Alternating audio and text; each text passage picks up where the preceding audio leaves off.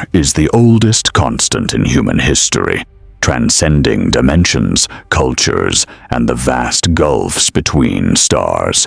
For millennia, civilizations have refined the art of organized violence, each iteration learning from the mistakes of its predecessors.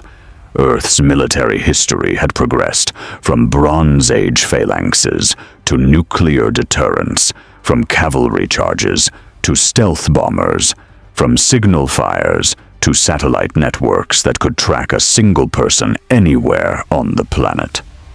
The United States military, forged through centuries of conflict and blessed with technological superiority and economic might, represented the apex of Earth's martial evolution.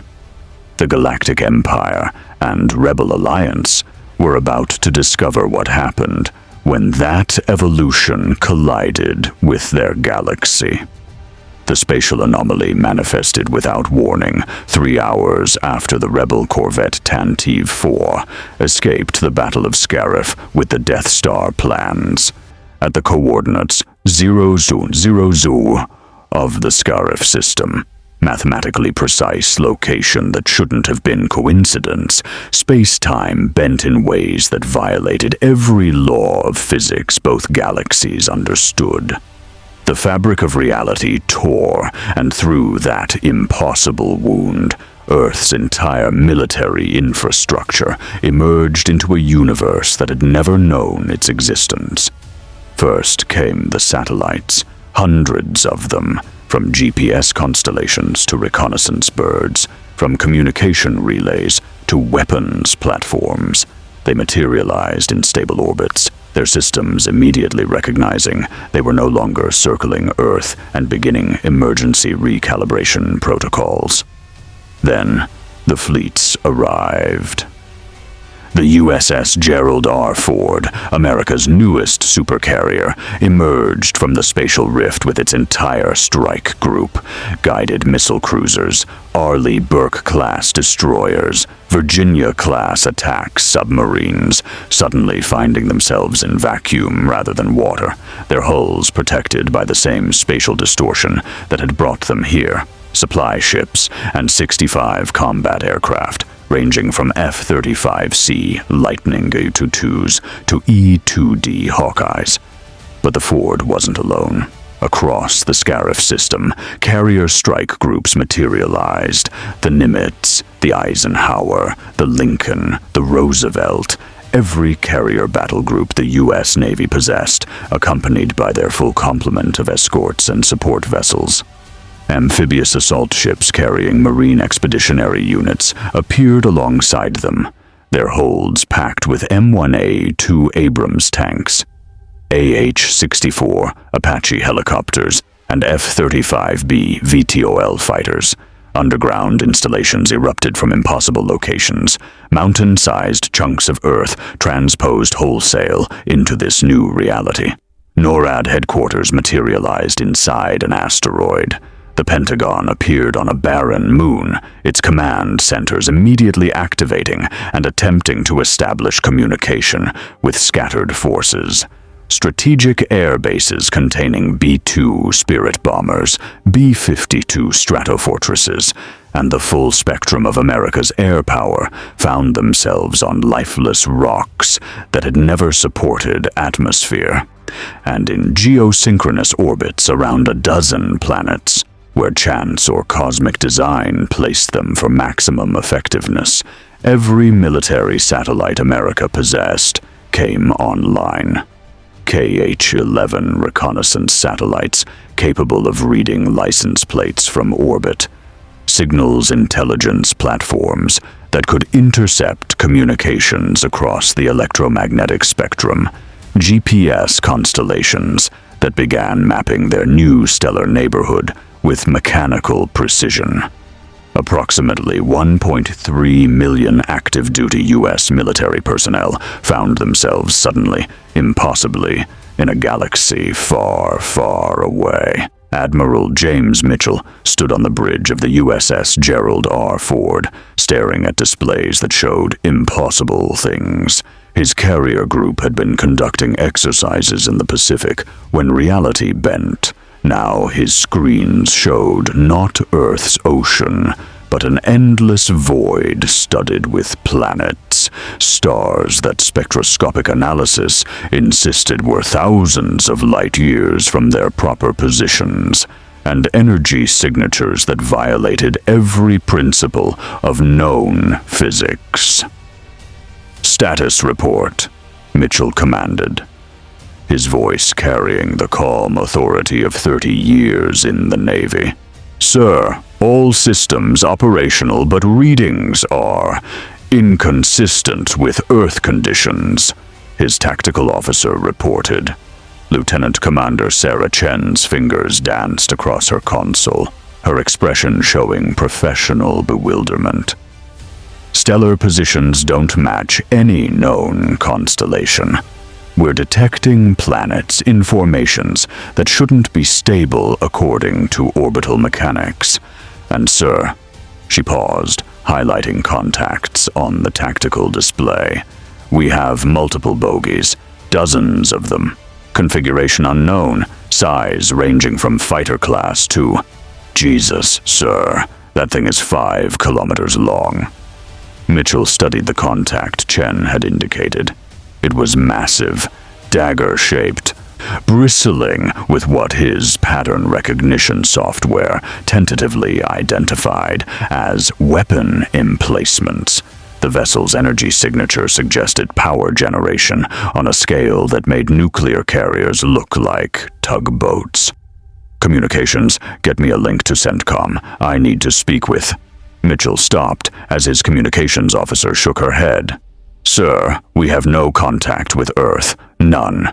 No GPS satellites, no communication relays, no SATCOM. We're getting data from our strike group and from... Sir, I'm picking up broadcasts from other carrier groups, the Nimitz, the Eisenhower, multiple battle groups all reporting similar displacement. According to timestamp analysis, we all arrived simultaneously." The implications hit Mitchell like a physical blow. The entire U.S. Navy displaced, not lost. His ships were intact. His crews were alive, but transported wholesale to a location that couldn't exist according to everything humanity understood about the universe. "New contacts," Chen called out. "Multiple small craft launching from that dagger ship. Configuration suggests fighter class. Oh my God, they're moving without visible propulsion. No rocket exhaust, no contrails. They're just accelerating like they're ignoring Newton's laws." On the main display, Mitchell watched as dozens of small craft deployed from the massive capital ship. They were elegant and deadly, swept wings, cockpit bubbles, moving with an agility that defied conventional aerospace engineering. TIE fighters, though Admiral Mitchell didn't know that term yet. "Sir, we're being hailed," the communications officer reported. "Audio only. Language is... I don't recognize it. But the translation software is attempting pattern matching." "Put it through," Mitchell ordered. The voice that emerged from the bridge speakers was synthetic, emotionless, carrying the particular cadence of someone accustomed to absolute authority. "Unknown vessels. This is Imperial Star Destroyer Devastator. You have entered restricted Imperial space without authorization. Power down your systems and prepare to be boarded. Resistance will be met with immediate destruction."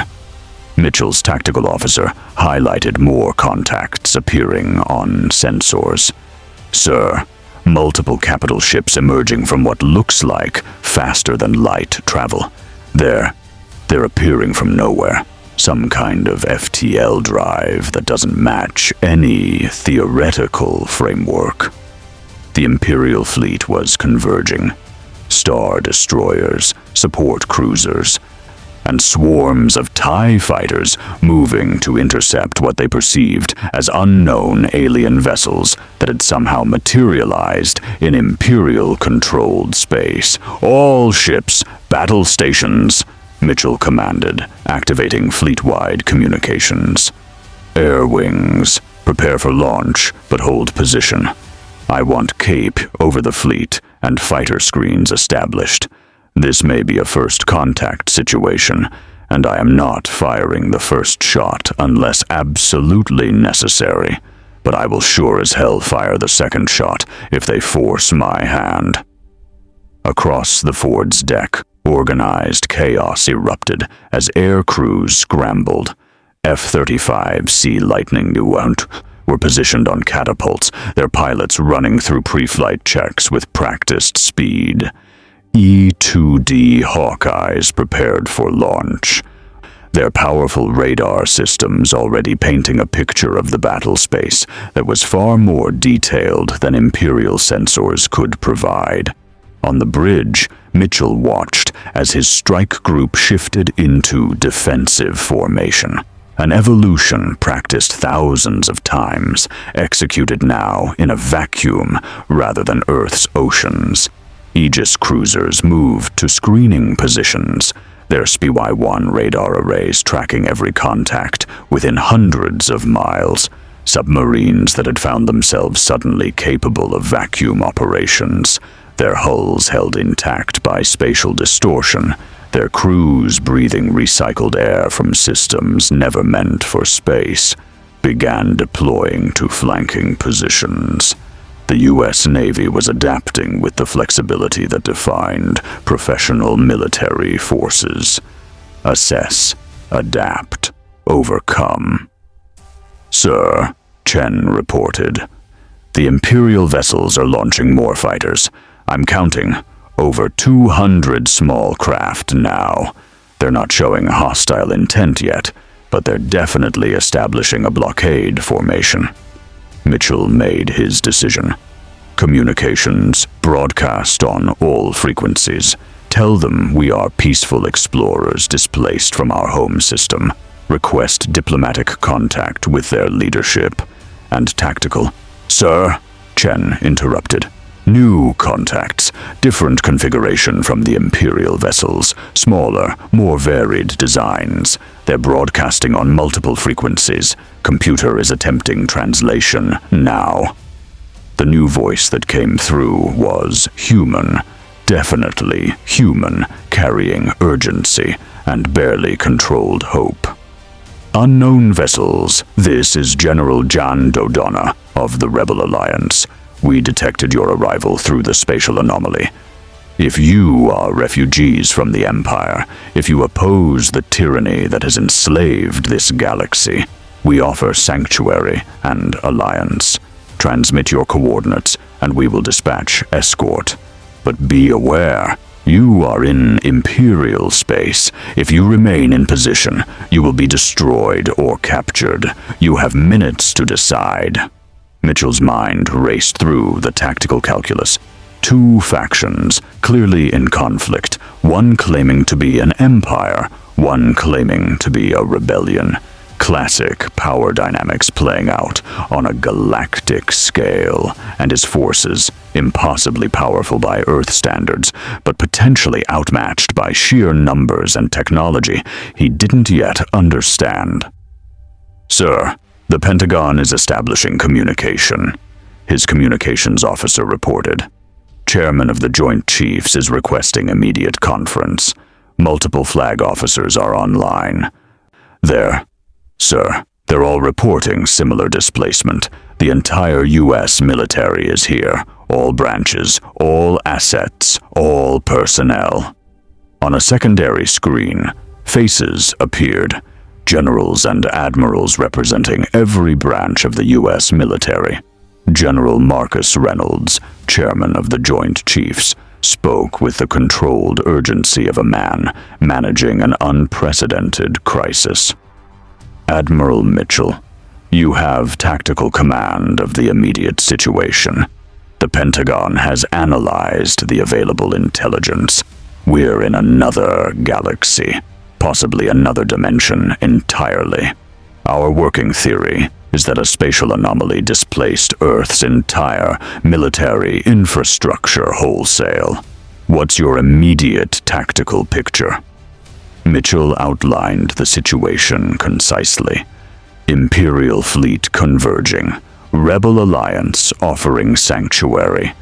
Minutes to make a decision that could determine whether 1.3 million American military personnel survived or were destroyed by forces they didn't understand. Reynolds's expression hardened with decision. We're not fighting anyone until we understand the political situation. But we're also not surrendering American forces to any faction claiming authority over us. Admiral, execute a fighting withdrawal. Get our forces consolidated at defensible coordinates. Buy us time to gather intelligence. The Air Force is preparing reconnaissance assets. We need to understand this galaxy before we commit to any alliances. Understood, sir. One more thing. Mitchell gestured to his tactical officer, who uploaded sensor data. Our systems are detecting energy signatures consistent with directed energy weapons, faster-than-light travel. And defensive shields. The technological gap isn't as wide as we feared, but their scale is overwhelming. That Imperial vessel alone outmasses our entire strike group. Then we adapt, Reynolds said simply. That's what we do. Mitchell, you have tactical command. Get our people to safety. Pentagon out.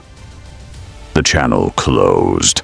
Mitchell turned to his crew, seeing the same determination he felt reflected in their faces.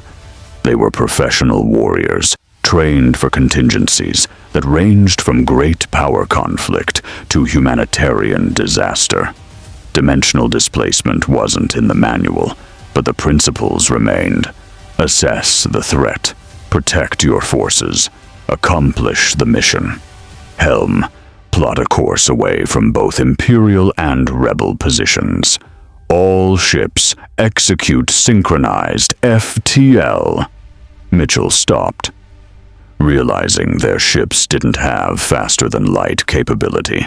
Correction, maximum velocity, maintain formation integrity.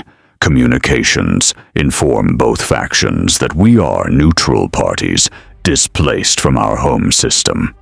We're not looking for conflict, but we will defend ourselves if attacked.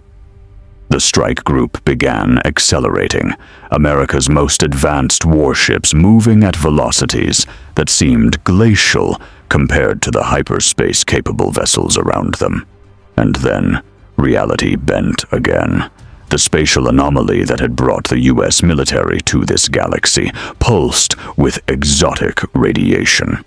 Mitchell's sensors screamed warnings as space-time distorted around his entire fleet. But this time, it wasn't transporting them. It was changing them. The Gerald R. Ford shuddered as impossible energies washed over her hull. Deep in her engineering spaces, systems that had never existed before came online.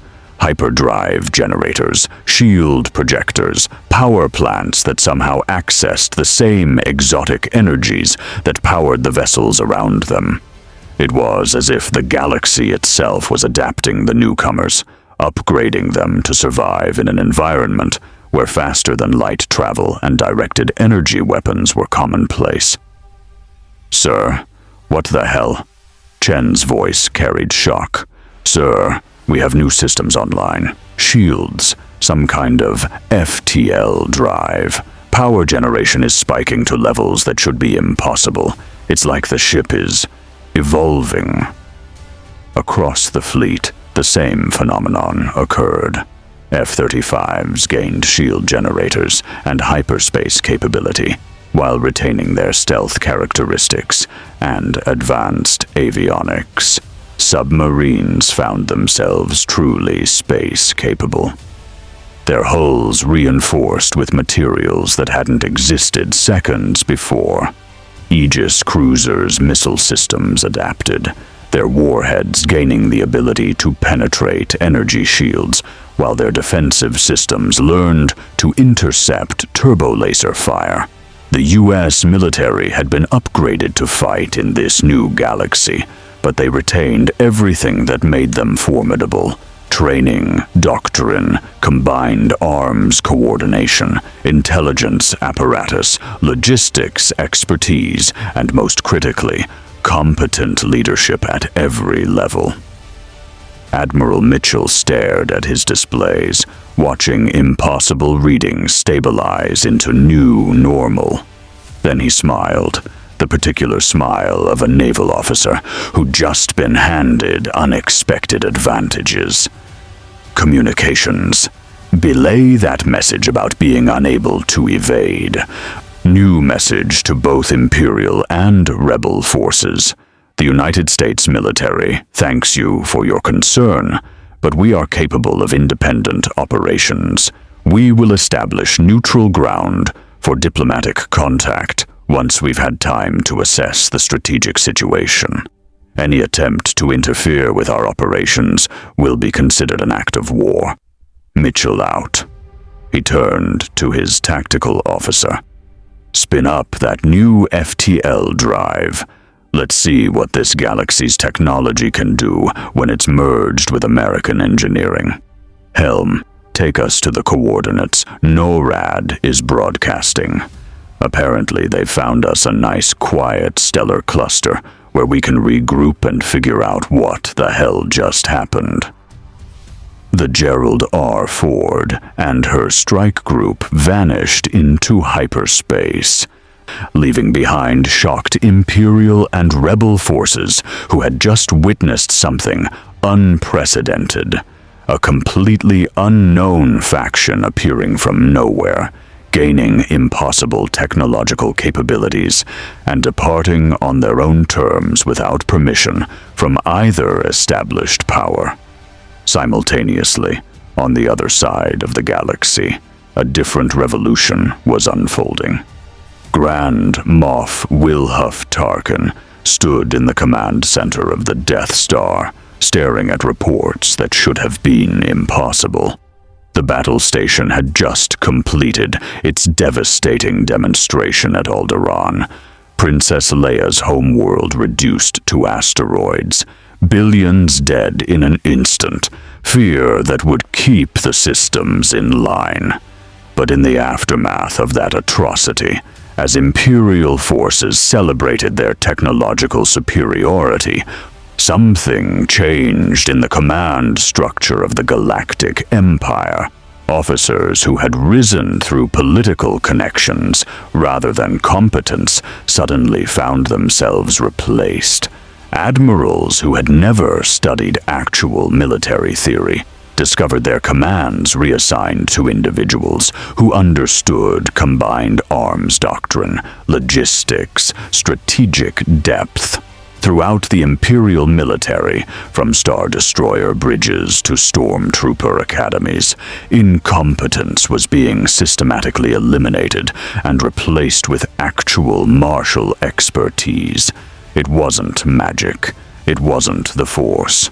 It was as if the Empire's entire command structure had been exposed to Earth's accumulated military knowledge and found their own practices wanting. Admiral Firmus Payet stood on the bridge of the Executor, Darth Vader's massive superstar destroyer, reviewing tactical reports with new eyes. Hours ago, he'd been a competent but unremarkable officer. Now, his mind contained understanding of combined fleet operations, proper fighter screen doctrine, intelligence-driven targeting, and logistics management that made the Empire's previous strategies look like amateur theater. He wasn't alone. Across the Imperial military, officers were experiencing the same phenomenon, sudden understanding of military principles that Earth had refined through centuries of conflict. The Empire's overwhelming numerical and industrial advantages were about to be wielded with actual competence. Admiral Pyatt, Darth Vader's mechanically enhanced voice carried its customary menace. Explain the tactical reorganization you've proposed. Pyatt straightened, knowing that failure meant force-assisted strangulation, but he also knew his analysis was sound. Lord Vader, our current fleet doctrine is fundamentally flawed. We deploy Star Destroyers as independent units, relying on their individual firepower. But this creates vulnerabilities. Isolated vessels can be overwhelmed by concentrated rebel attacks. I propose reorganizing the fleet into task forces, capital ships providing fire support, TI fighters operating as integrated combat air patrol rather than expendable swarms, and proper intelligence coordination to predict rebel movements rather than react to them. Vader was silent for a long moment. Then, continue. Furthermore, Pyatt said, gaining confidence, our stormtroopers are ceremonial troops rather than effective soldiers. Their armor prioritizes intimidation over protection. Their training emphasizes unit cohesion, but neglects individual initiative. I propose implementing Special Forces doctrine. Smaller, elite units capable of independent action, with armor that actually stops blaster fire and training that emphasizes adaptability. You propose remaking the Imperial military, Vader observed. I propose making us actually effective, Lord Vader. The rebellion survives because we're predictable, because our tactics prioritize display over results, because we waste our overwhelming advantages through incompetent leadership. But if we adapt, if we use our resources intelligently, the rebellion cannot possibly win. Vader turned away, his cape swirling dramatically. The Emperor will be informed of your proposals, Admiral, but understand, failure will not be tolerated. You claim competence can defeat the rebellion. Prove it.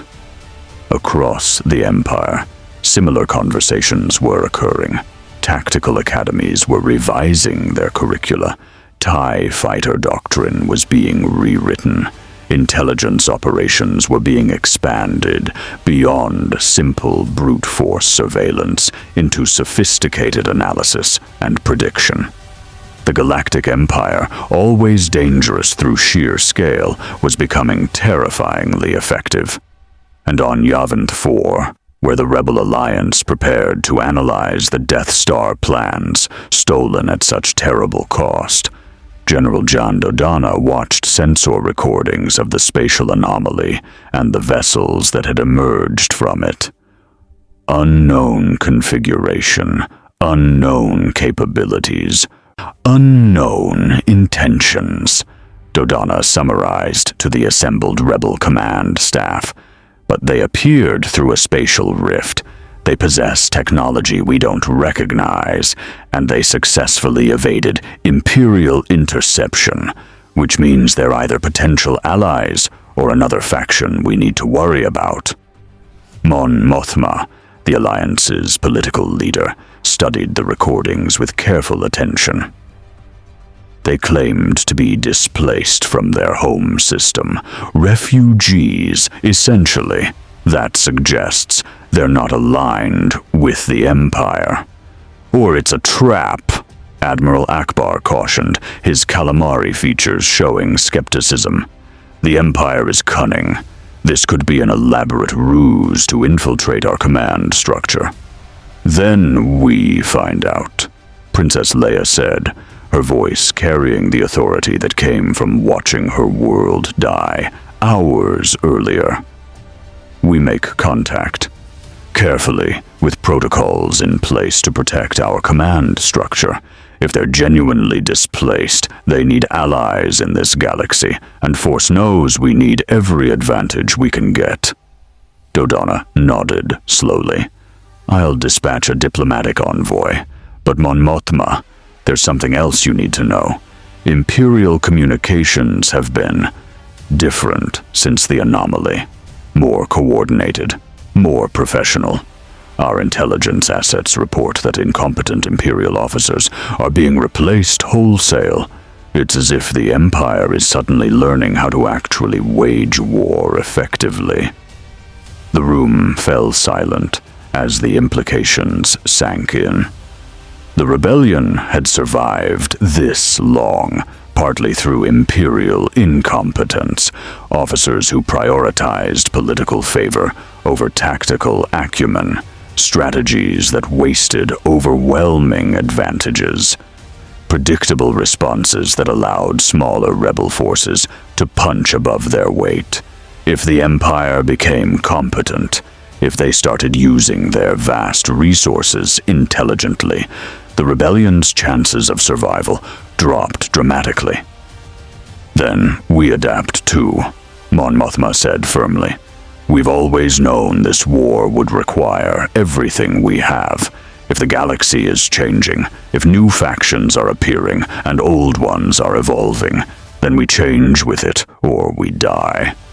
She looked at each member of the command staff, her expression showing the steel that had held the rebellion together through impossible odds. Contact these newcomers. Learn what they know, what they can offer, what they need. Because something tells me the Galactic Civil War just became far more complicated than any of us anticipated. The meeting adjourned. Throughout the rebel base, preparations continued for the assault on the Death Star, an attack planned when the rebellion's only advantages were surprise and the Empire's predictable tactics. Neither advantage could be counted on anymore. Across the galaxy, in the quiet stellar cluster where U.S. forces had regrouped, Admiral Mitchell stood in a command center that had been hastily established on a barren moon. Holographic displays showed intelligence gathered from dozens of reconnaissance satellites, signals intercepts, and long-range sensor sweeps. The picture emerging was both familiar and alien. A galactic-scale tyranny, a desperate rebellion, technology that merged physics-defying capabilities with recognizable military hardware, and a conflict that had killed trillions over decades. Ladies and gentlemen, Mitchell addressed the assembled flag officers via holoconference. We've been given a gift. Advanced technology merged with our existing capabilities, but we've also been dropped into a war zone. The question isn't whether we fight. The question is who we fight for, how we fight, and whether we can make a difference. General Reynolds appeared on the main display. The Pentagon's position is clear. We're not conquering anyone. We're not imposing Earth government on this galaxy. But we're also not standing by while tyranny operates unchecked. If this rebel alliance is genuinely fighting for freedom, then America stands with them. But we do it on our terms, with our doctrine, using our expertise. We're not cannon fodder for someone else's war. Agreed, Mitchell replied. I'm recommending we make contact with the rebellion, offer alliance, but make it clear. We're partners, not subordinates. We bring capabilities they need. They bring knowledge of this galaxy we lack. Together, maybe we actually win this thing. One more thing, Reynolds added. The Empire is adapting. Our intelligence intercepts suggest they're gaining military competence at an alarming rate. Whatever phenomenon upgraded our technology may have also educated their command structure, which means this war just became a fair fight. Then we make it unfair, Mitchell said with grim determination. We do what America does best. We innovate, we adapt, and we win. because 1.3 million American service members didn't get transported to another galaxy just to lose to space fascists. No matter how big their ships are. The officers nodded in unison. They were professionals, warriors, trained to overcome impossible odds through superior tactics, technology, and unbreakable will. The Galactic Civil War was about to discover what happened when actual military competence entered the equation, when fighters flew with purpose rather than as expendable swarms, when fleets operated with combined arms doctrine rather than isolated ships trading broadsides, when special forces conducted surgical strikes instead of frontal assaults, when intelligence operations predicted enemy movements rather than reacted to them, when logistics ensured sustained operations rather than desperate scrambles for supplies. The age of incompetent space opera warfare was ending. The age of professional military operations was beginning. And the galaxy would never be the same. If you want to see more military forces enter the Star Wars galaxy and show what real combat doctrine looks like, hit that subscribe button and drop the name of a military or force you'd want to see in the comments below. May competence be with you. The moon-designated Sanctuary 1 by U.S. military cartographers had been chosen for specific tactical reasons. Remote location in a stellar cluster that hyperspace routes avoided, multiple gravitational anomalies that made long-range detection difficult, and enough raw materials to support rapid base construction. Within 72 hours of the spatial displacement, American military engineers had transformed a barren rock into a fortified command center that would have made Earth's most secure installations look primitive by comparison. The integration of Star Wars and Earth technology had created capabilities neither universe could achieve independently.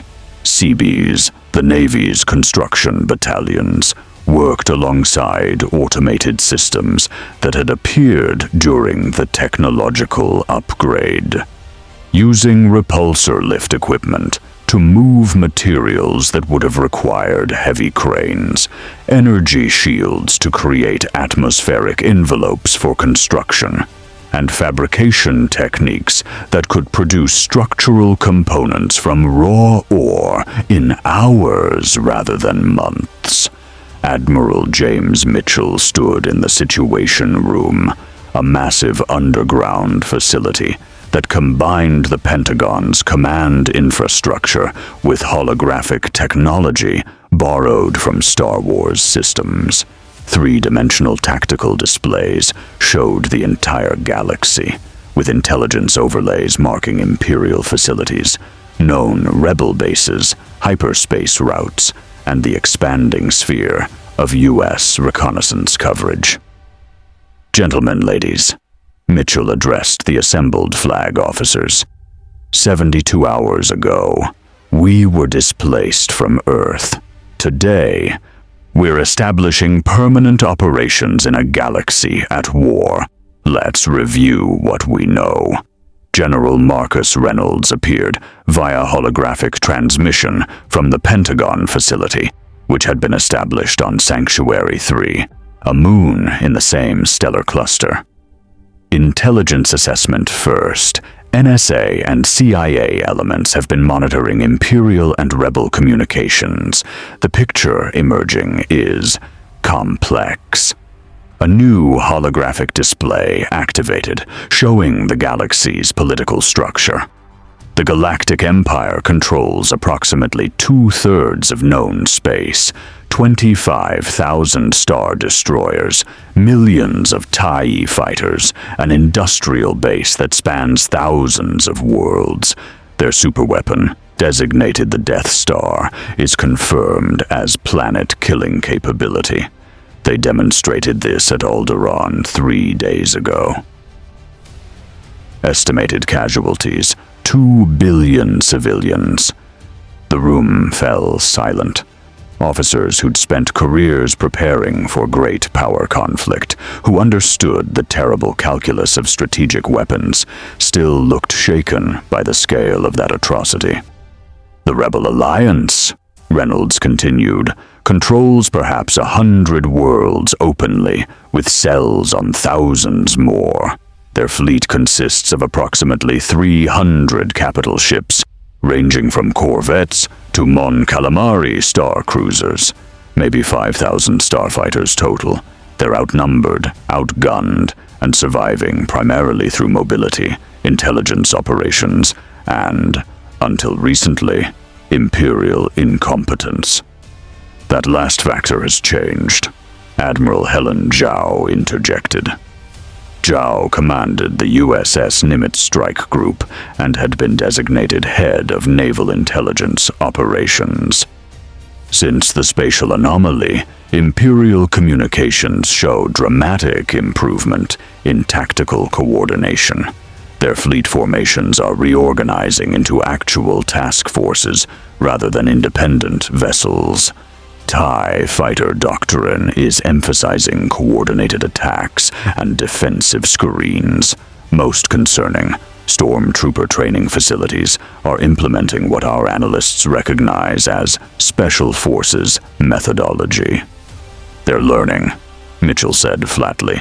The same phenomenon that upgraded our technology appears to have educated Imperial command staff, which means we're not facing the incompetent space fascists from intelligence reports. We're facing what the Empire could be if led by officers who actually understand military science. General Robert Hawkins, Marine Corps representative, leaned forward. So, we're facing an enemy with overwhelming numerical superiority, planet-killing weapons, and suddenly competent leadership. That's not a war. That's a math problem where we lose. Unless we change the equation, Reynolds replied. Which brings us to the Rebel Alliance. We've received multiple diplomatic overtures. They want to meet, discuss alliance, coordinate operations. The question is whether we commit American forces to someone else's civil war. That's not a question, Admiral Zhao said firmly. The Empire committed genocide against Alderaan. 2 billion civilians murdered to make a political point. The United States doesn't stand aside while atrocities like that occur. We've learned that lesson repeatedly throughout our history. Agreed, Mitchell said. But we're not subordinating American command authority to the Rebel Alliance. We're offering partnership between equals. They know this galaxy, the politics, the hyperspace routes, the cultures. We know how to fight wars effectively. Combined arms doctrine, logistics, intelligence operations, the accumulated expertise of Earth's military evolution. Together, we might actually win. There's another factor, Air Force General David Chen interjected. His holographic presence showed him standing in front of displays showing deployed reconnaissance assets. Our satellites have mapped approximately 30% of the galaxy in 3 days. We've identified Imperial facilities the Rebellion didn't know existed. Hyperspace routes that bypass known checkpoints. And, most critically, shipyard locations where the Empire is constructing additional superweapons. Plural. They're building more Death Stars.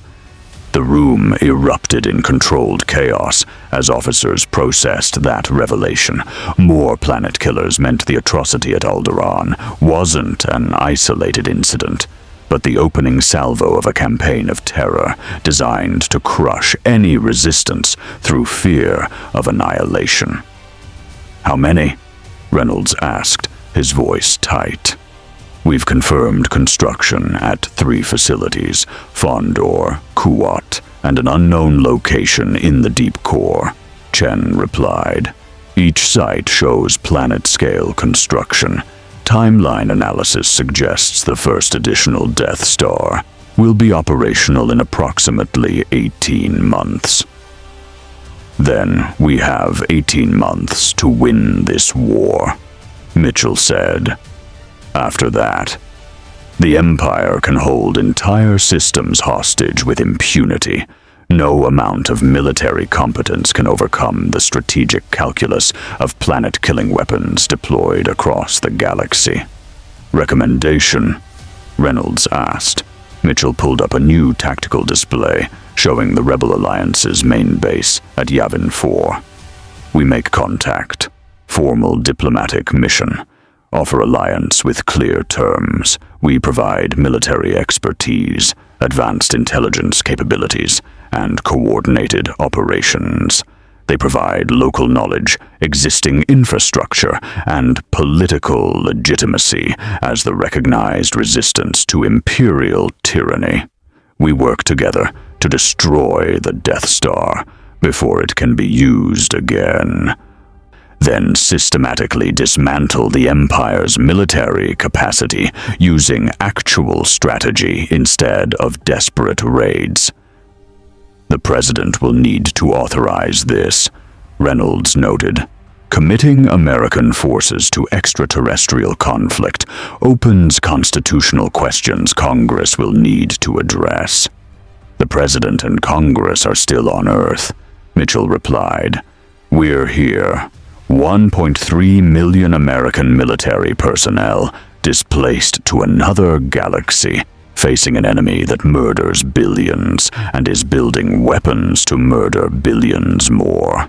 Sir, with respect, we don't have time for bureaucratic processes. We make the tactical decision to offer alliance, and we trust that if we ever re-establish contact with Earth, our government will understand we did what American military forces have always done, stood against tyranny when confronted with it directly. Reynolds was silent for a long moment. Then he nodded slowly. Agreed. But we do this correctly. Full diplomatic protocols, formal alliance terms, clear command structure. Admiral Mitchell, you'll lead the diplomatic mission to Yavin 4. General Hawkins, prepare a Marine detachment for security. Admiral Zhao, I want comprehensive intelligence briefing packages ready to share with Rebel Command. Show them what our capabilities can do for their war effort, and everyone, his expression hardened, understand that we're making history here. For better or worse, the United States military is now a faction in a galactic civil war. Act accordingly. The meeting adjourned. Officers dispersed to their commands, carrying orders that would reshape the galactic civil war in ways neither Empire nor Rebellion could anticipate. 72 hours later, Yavin 4, Rebel Alliance headquarters, the modified C-130J. Super Hercules transport descended through Yavin 4's atmosphere with the particular grace that came from having repulsor lift technology grafted onto Earth aerospace engineering. The aircraft had been chosen deliberately for the diplomatic mission, large enough to carry a full security detachment, recognizable as a transport rather than a warship, and equipped with the kind of sensor and communication systems that would make clear to the Rebellion that America's capabilities went far beyond what they'd seen so far. Admiral Mitchell stood in the cargo bay alongside General Hawkins and a hand-picked team of Marines in full combat gear. The Marines' equipment showcased the technological fusion, standard issue body armor augmented with personal shield generators, M4 carbines modified to fire both kinetic rounds and energy bolts, helmets with HUD displays that could interface with both Earth and Star Wars systems. "Remember," Mitchell said, as the transport made its final approach, "we're here as partners, not saviors. These people have been fighting the Empire for years. They've earned respect through blood and sacrifice. We offer capabilities they need, but we also acknowledge we're the newcomers here." The transport touched down on Yavin 4's primary landing field, where Rebel Alliance representatives waited. Mitchell descended the ramp first. His dress uniform immaculate despite 3 days of accelerated operations, projecting the particular confidence that came from representing a superpower, even one displaced from its home dimension. General John Dodonna stepped forward, accompanied by Mon Mothma, Princess Leia Organa, and Admiral Jial Akbar. The Rebel command staff carried themselves with the particular wariness of people who'd learned through bitter experience that promises could be traps.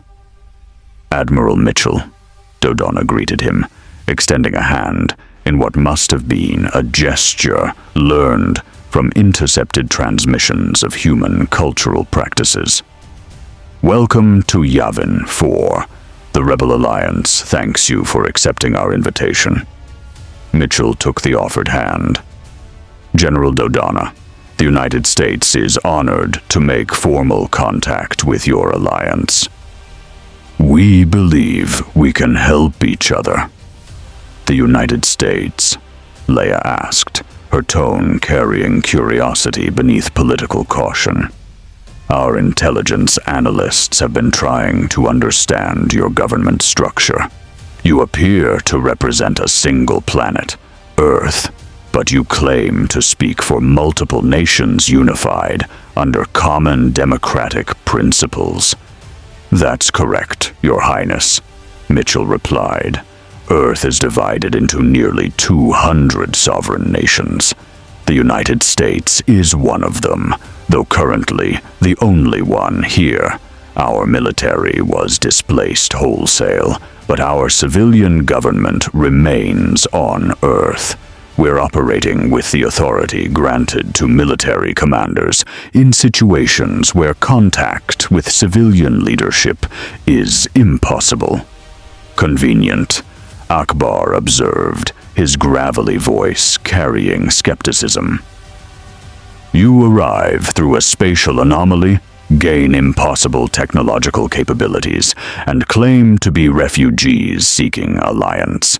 Yet you also demonstrate military capacity that rivals our entire fleet.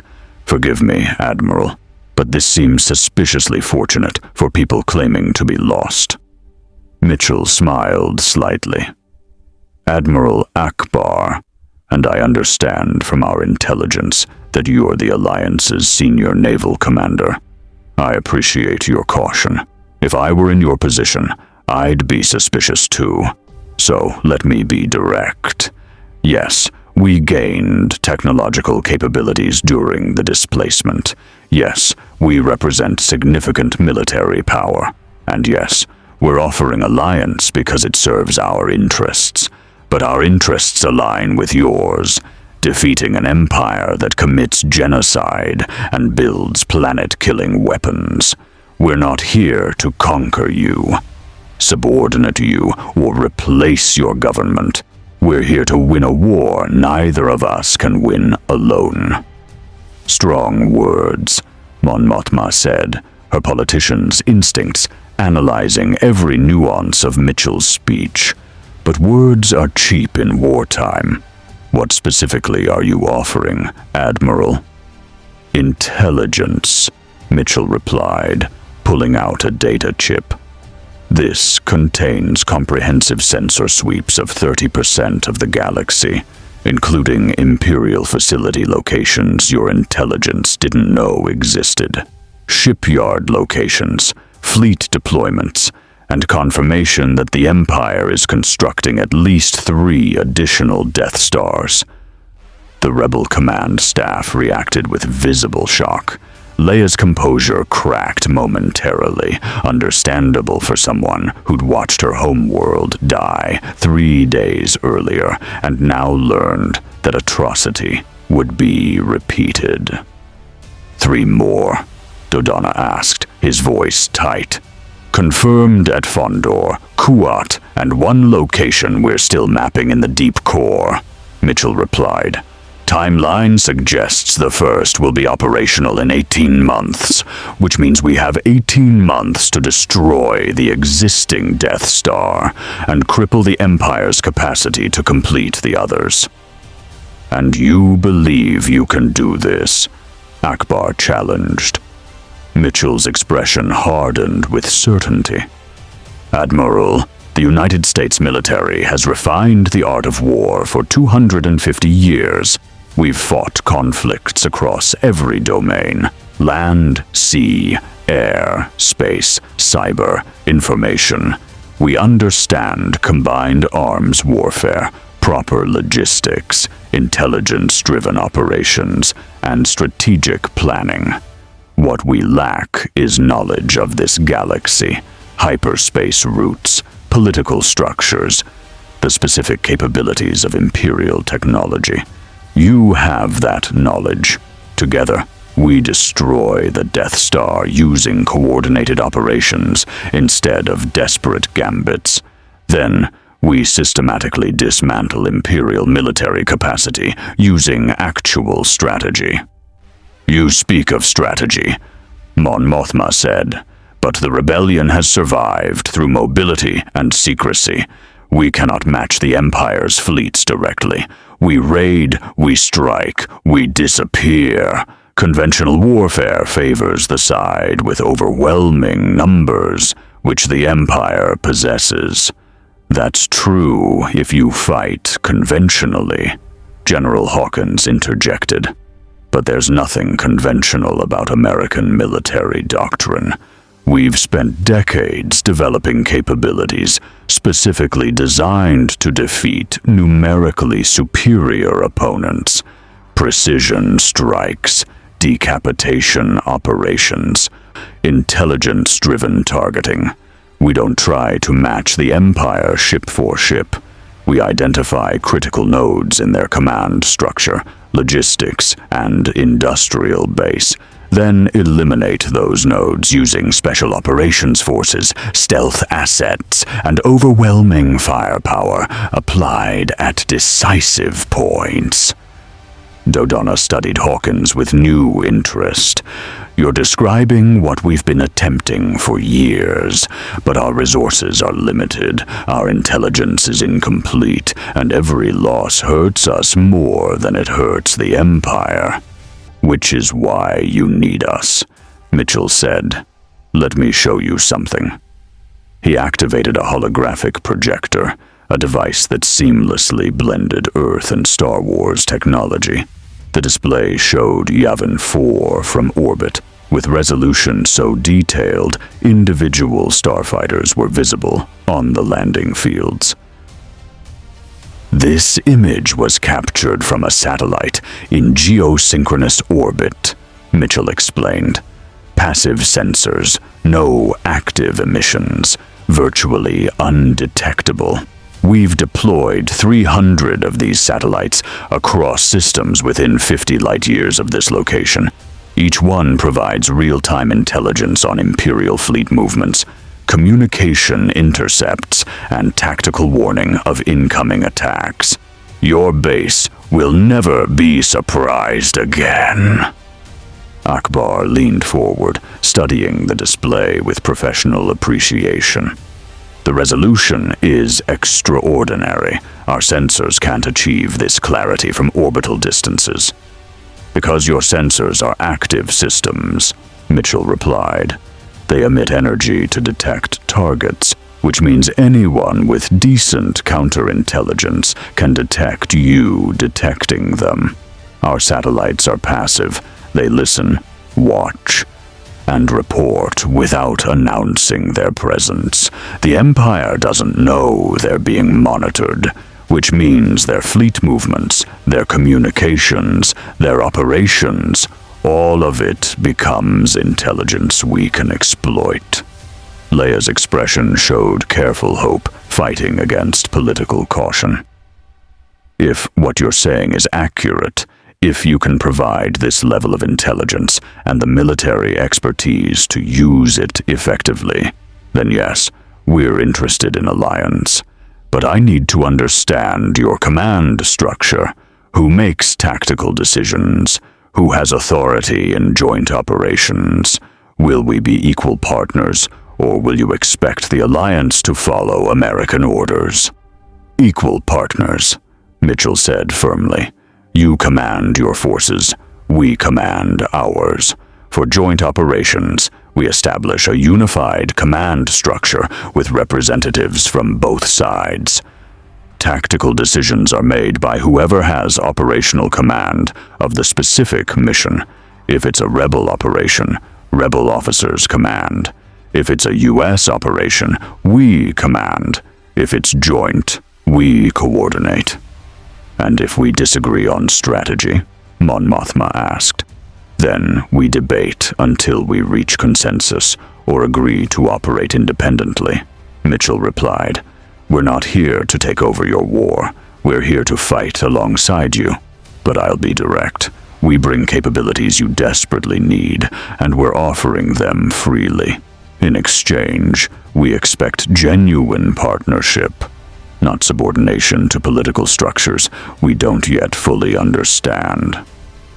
The rebel leaders exchanged glances, some kind of silent communication that suggested years of working together through impossible circumstances. But finally, Mon Mothma spoke. Admiral Mitchell, General Hawkins, the Alliance Council will need to formally vote on an alliance treaty. But speaking personally, and I believe I can speak for this command staff, we're interested. The Empire has been learning, adapting, becoming more dangerous. We've felt it in recent engagements. Better tactics, more coordinated responses, fewer of the mistakes we used to exploit. If the Empire is evolving, we must evolve faster. Your capabilities could provide that edge. There's something else you should know, Leia added quietly. We have the Death Star plans, the station's complete technical specifications, including a thermal exhaust port that leads directly to the main reactor. We're planning an assault, a fighter attack to exploit that vulnerability.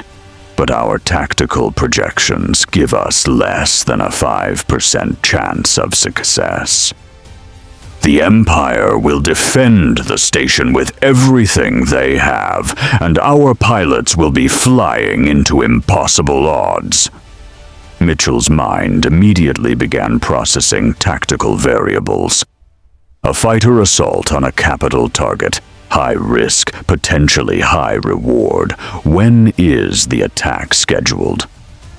The Empire is tracking us, Dodonna explained. They'll be here within hours to days. We either launch the assault when they arrive, or we evacuate and lose the opportunity. But evacuating means abandoning months of preparation, losing momentum, possibly losing the plans themselves if Imperial forces intercept our transports.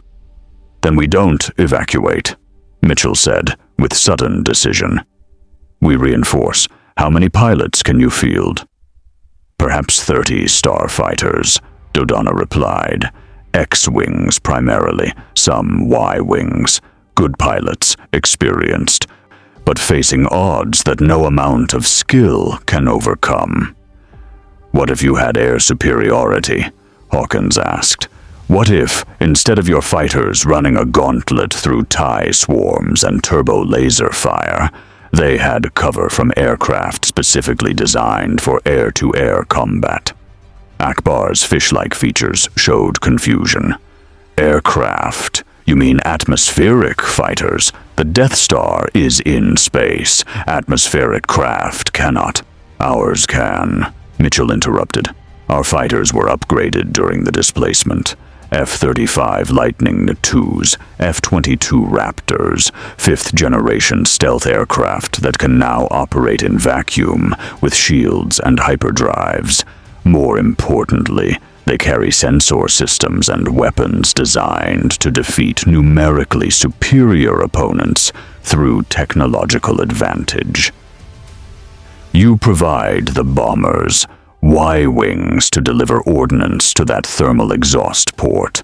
We provide fighter escort that will tear through TI formations using tactics the Empire has never encountered. You're proposing to commit your forces to an assault planned in days?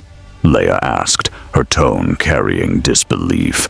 Without time for coordination, training, integrated communications.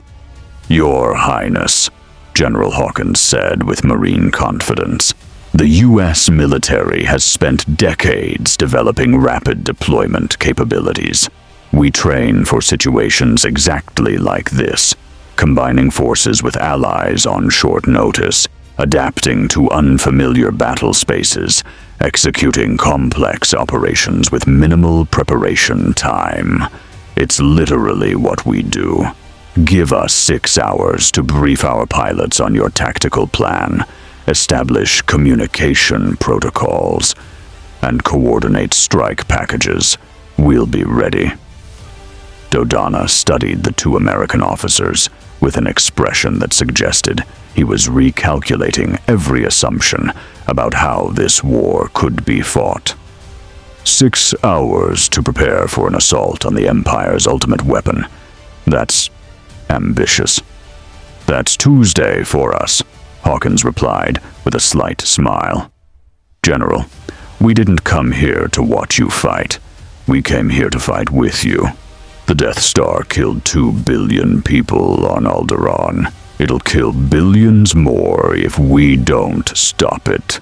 So yes, we're committing American forces to your assault, and we're going to show the Empire what happens when competent military power meets tyrannical overconfidence. Mon Mothma looked at each member of her command staff, reading their expressions, then turned back to Mitchell. Then let's begin. We have hours until the Empire arrives. Let's use them well. As the diplomatic meeting transformed into tactical planning, as Rebel and American officers began coordinating operations that would reshape galactic history, Admiral Mitchell felt the same certainty he'd felt countless times throughout his career. They were going to win, not because victory was assured, not because the odds favored them, but because competent professionals didn't accept defeat as inevitable. The Galactic Civil War was about to witness its first battle, where actual military doctrine met space opera warfare, and the universe would learn why you never underestimate a force that spent centuries perfecting the art of war. Meanwhile, Imperial space. Aboard the superstar destroyer executor Admiral Firmus Piet stood on the command bridge reviewing fleet dispositions with an attention to detail that would have gotten him ignored weeks ago. In the old Imperial Navy, competence was often a liability. It made you threatening to political officers who'd gained rank through connections rather than merit. That had changed, radically. Status of Fondor Task Force, Piet asked his tactical officer. All vessels accounted for, Admiral. Star Destroyers Imperator, Chimera, and Avenger in defensive formation around the shipyards. TIE fighter screens established at standard patrol intervals. Intelligence reports no rebel activity within 50 light years. Standard intervals are inadequate, Piet replied, pulling up a 3-dimensional tactical display. The rebels use hyperspace hit-and-run tactics. Standard patrol intervals assume enemies approach through normal space. Reorganize the fighter screen. Closer spacing near hyperspace reversion points. Rapid response squadrons held in ready reserve. Sensor platforms deployed along known hyperspace routes. If the rebels attack, I want 30 seconds warning. Not 30 seconds of them already firing on our shipyards. The tactical officer looked momentarily surprised, then nodded with understanding. Yes, Admiral. Reorganizing now. This was the revolution occurring throughout the Imperial military. Officers actually thinking strategically instead of following doctrine that prioritized display over effectiveness. Piet had been educated, somehow, impossibly, in military theory that Earth had refined over centuries. He understood combined arms coordination, intelligence-driven operations, the importance of logistics, and proper force deployment. And he wasn't alone. Throughout the Imperial Navy, competent officers were rising, while political appointees were being quietly reassigned to positions where they couldn't cause harm. The Empire's overwhelming advantages in numbers, industrial capacity, and technological sophistication were being wielded with actual expertise. Admiral, his communications officer reported, Lord Vader is requesting your presence in the meditation chamber. Piet felt the familiar spike of fear. Darth Vader's meditation chamber was where officers went to be force-choked for failures, but he also understood that Vader, for all his frightening power, responded to results, and Piet had been delivering results. He entered the spherical chamber, where Vader sat in his meditation capsule, the Dark Lord's helmet and mask temporarily removed to allow access to life support systems. Admiral Piet. Vader's unmodulated voice was somehow more disturbing without the mechanical enhancement. Report on fleet readiness. My lord, the fleet has been reorganized into proper task forces. Capital ships now operate with coordinated fighter screens, proper logistics support, and intelligence-driven deployment.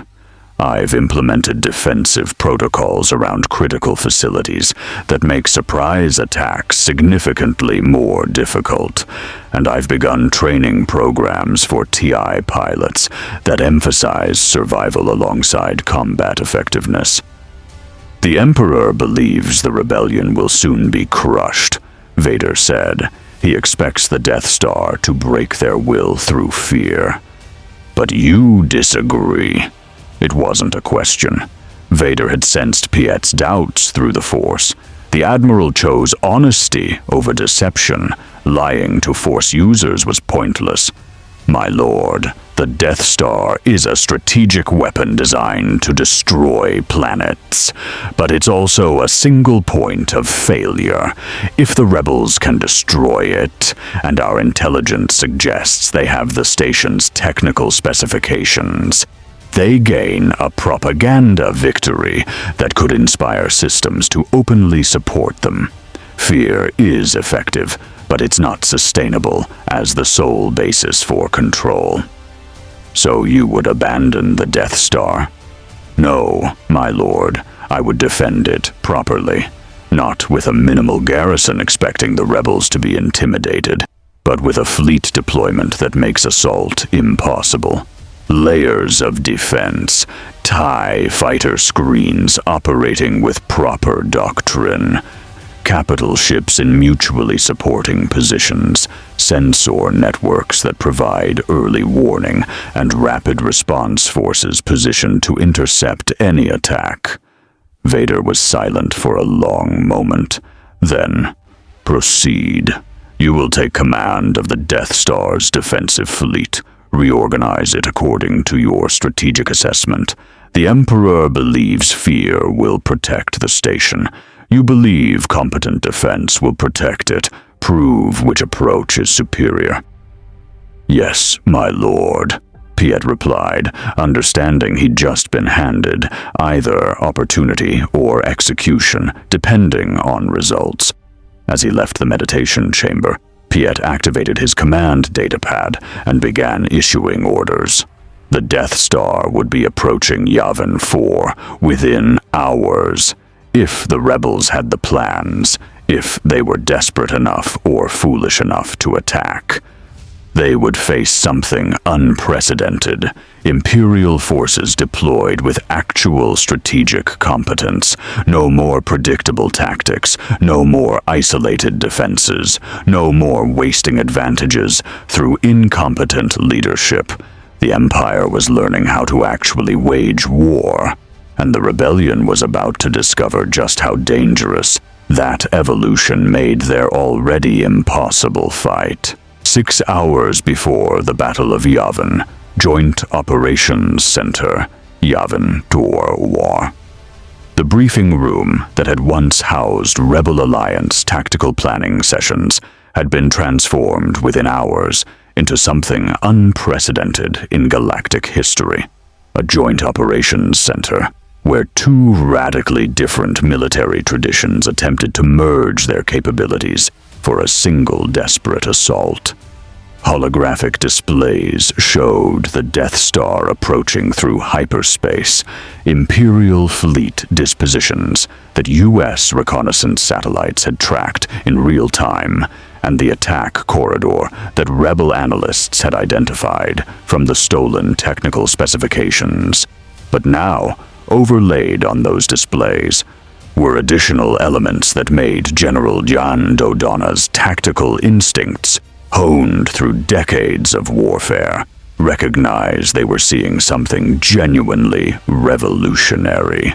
Ladies, gentlemen, beings, Air Force Colonel Sarah Ramirez addressed the assembled pilots, a mix of Rebel Alliance fighter crews and USAF personnel who'd spent the past 6 hours integrating their communications systems, learning each other's tactical language, and preparing for what both groups understood would be a battle unlike anything either had experienced. This is the tactical package for Operation Enduring Thunder. Let me be very clear. This is not a suicide run. This is a coordinated strike using combined arms doctrine, proper air superiority tactics, and intelligence-driven targeting. We're not sacrificing pilots on desperate charges. We're executing a professional military operation designed to achieve specific objectives with maximum effect and minimum casualties. Red Squadron Leader Luke Skywalker, a farm boy turned pilot who'd shown exceptional natural ability during recent engagements, raised his hand. Colonel, with respect, Rebel doctrine has always emphasized individual initiative and adaptability. The Empire fights with rigid formations and predictable tactics. Won't coordinating with your forces make us just as predictable? Ramirez smiled slightly.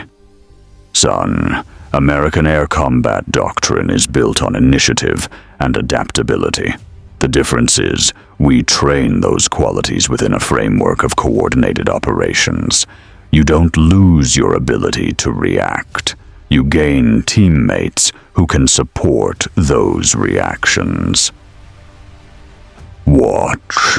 She activated a tactical simulation that U.S. systems had generated from Rebel intelligence about the Death Star. The hologram showed the massive battle station, its defensive positions, and the approach vector to the thermal exhaust port. Rebel plan as originally conceived, Ramirez narrated as the simulation played out. Y-wing bombers approach through the trench, X-Wings provide close escort, hope to reach the target before TI fighters and defensive turbo-laser fire destroy enough bombers that the mission becomes impossible. Success probability, approximately 5%. Primarily because you're asking pilots to fly through overlapping fields of fire with minimal support against an enemy that will throw everything they have at you. The simulation showed what everyone in the room already knew: Rebel fighters being systematically destroyed by superior numbers, few, if any, surviving long enough to deliver ordnance to the target. Now, watch what happens when we add U.S. assets, Ramirez said, resetting the simulation. This time, the hologram showed additional elements: F-35 Lightning IIs establishing combat air patrol well before the Rebel bombers entered the attack corridor, F-22 Raptors conducting sweeps to clear TIE fighter formations, E-2D Hawkeye airborne early warning aircraft coordinating the entire operation from standoff distances, and EA-18G Growler electronic warfare aircraft jamming Imperial sensors and communications.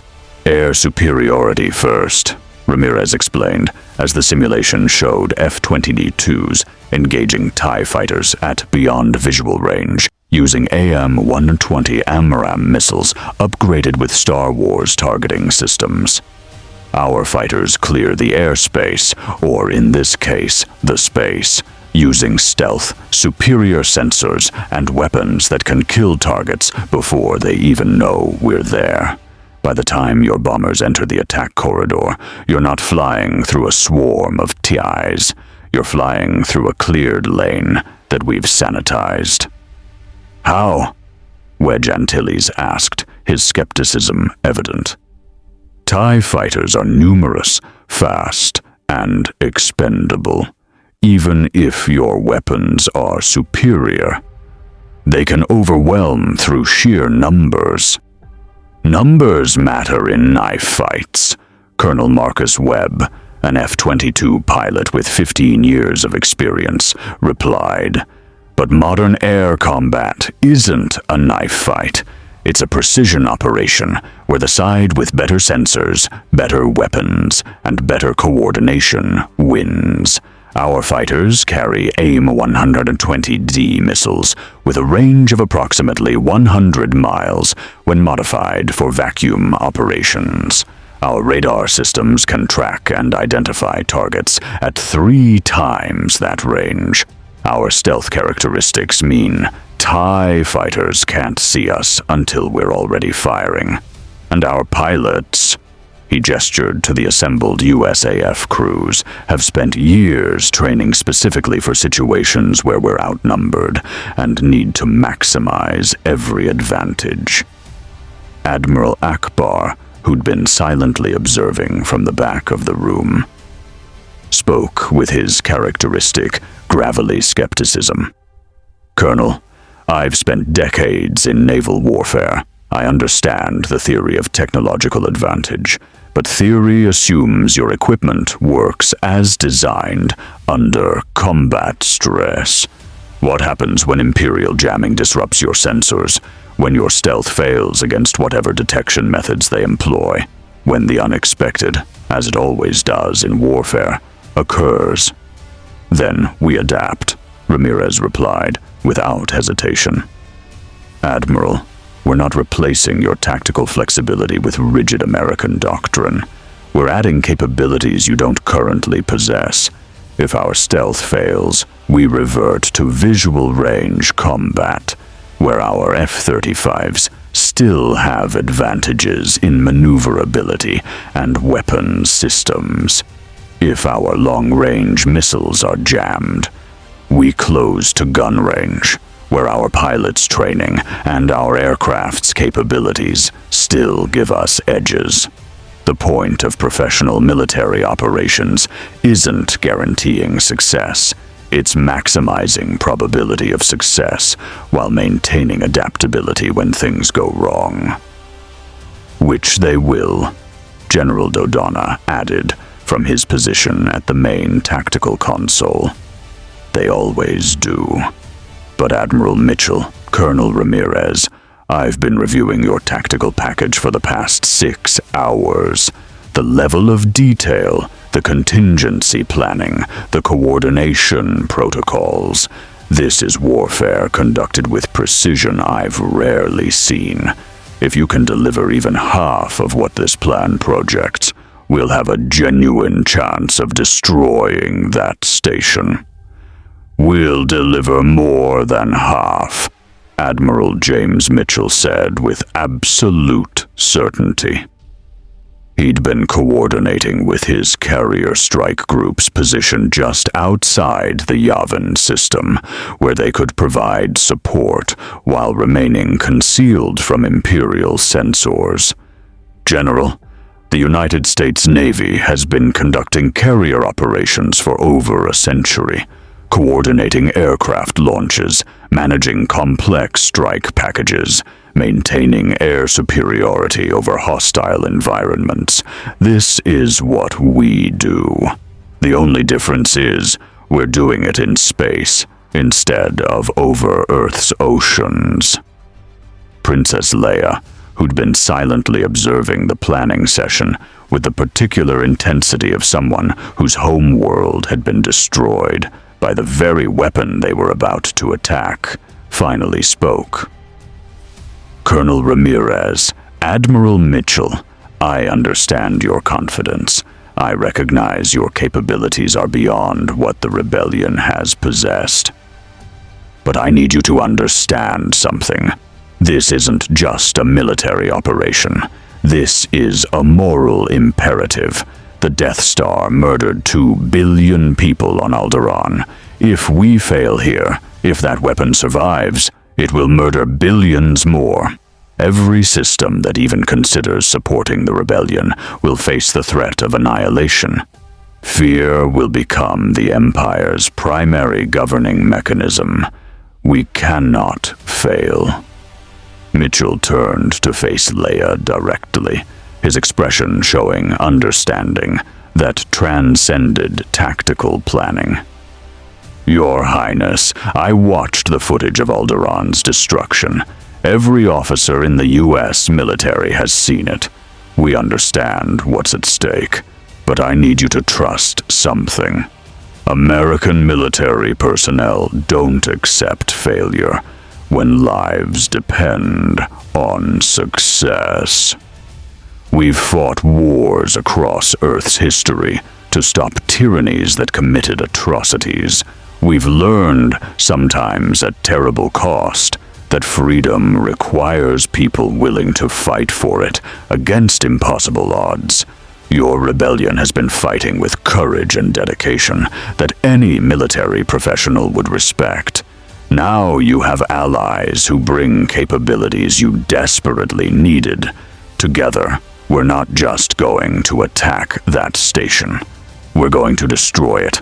And then we're going to systematically dismantle the Empire's capacity to ever build another one. The conviction in Mitchell's voice carried weight that even skeptical rebel officers couldn't easily dismiss. This wasn't political rhetoric or motivational speech. It was a professional warrior stating operational objectives with the confidence of someone who'd spent a career accomplishing missions others considered impossible. Very well, Mon Mothma said, her political authority bringing the planning session to its conclusion. The alliance between our forces is now official. Admiral Mitchell commands U.S. assets. General Dodonna commands rebel forces. Colonel Ramirez coordinates air operations. May the Force be with us all. And may competence be with us, Mitchell added with a slight smile, because we're going to need both. 3 hours before the battle, USS Gerald R. Ford, flight deck operations. The carrier's flight deck was controlled chaos as dozens of aircraft prepared for launch. But unlike the chaotic scrambles often depicted in holovids, this was organized, professional, executed with the precision of thousands of practice repetitions. Lieutenant Commander Jack Reaper Morrison performed his pre-flight checks on his F-22 Raptor, the aircraft having been transformed by the technological fusion into something Earth's aerospace engineers would have considered impossible.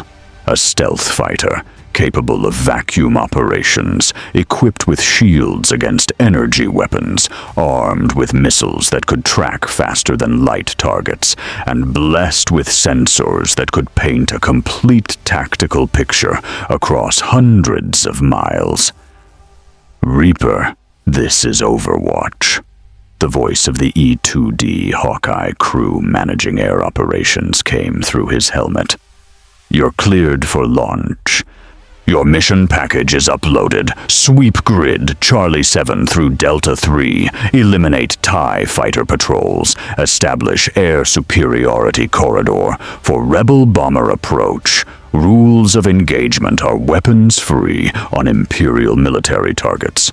Try not to shoot any Rebel fighters. They're the ones that look like they're held together with duct tape and hope. Morrison smiled, despite the mission's gravity. Overwatch, Reaper copies. And for the record, the X-Wings look pretty solid. Wouldn't want to dogfight one. You won't have to, Overwatch replied. Intel shows TIE fighters don't have shields, can't operate long-term in vacuum without support, and their pilots are trained for swarm tactics rather than individual combat excellence. You've got every advantage except numbers. Numbers are what I do, Morrison replied, advancing his throttle as the electromagnetic catapult prepared to launch him into space. Reaper is ready. The catapult fired, accelerating the F-22 from 0 to launch velocity in seconds. Morrison felt the familiar pressure of high G acceleration, then the sudden absence of atmosphere as he cleared the carrier's atmospheric containment field and entered pure vacuum. His HUD immediately populated with contacts. 36 F-22s launching in coordinated waves, twice that many F-35s preparing for multi-role operations, Rebel X-Wings and Y-Wings moving into formation positions, and in the distance, visible on long-range sensors but not yet to naked eye, the Death Star approaching Yavin 4 with terrible inevitability. All fighters, this is actual. Colonel Webb's voice carried command authority across the tactical net. We've got confirmation. Imperial fleet is deploying around the Death Star. 6 Star destroyers in defensive formation. Estimated 300 TI fighters already launched with more launching continuously. Rebel intelligence was accurate about their defensive posture, but U.S. satellites are painting additional contacts. The Empire has reinforced beyond expected levels. They're taking this seriously. How seriously? Another pilot asked. Seriously enough that we're facing a competently organized defense instead of the scattered patrols Rebel intelligence predicted. Webb replied, which means Admiral Piet, the Imperial officer our intelligence identified as leading their command reformation, is in charge of this operation. Expect actual tactics, proper coordination, and a fight that won't be won through enemy incompetence. Morrison processed that information, his tactical mind calculating implications.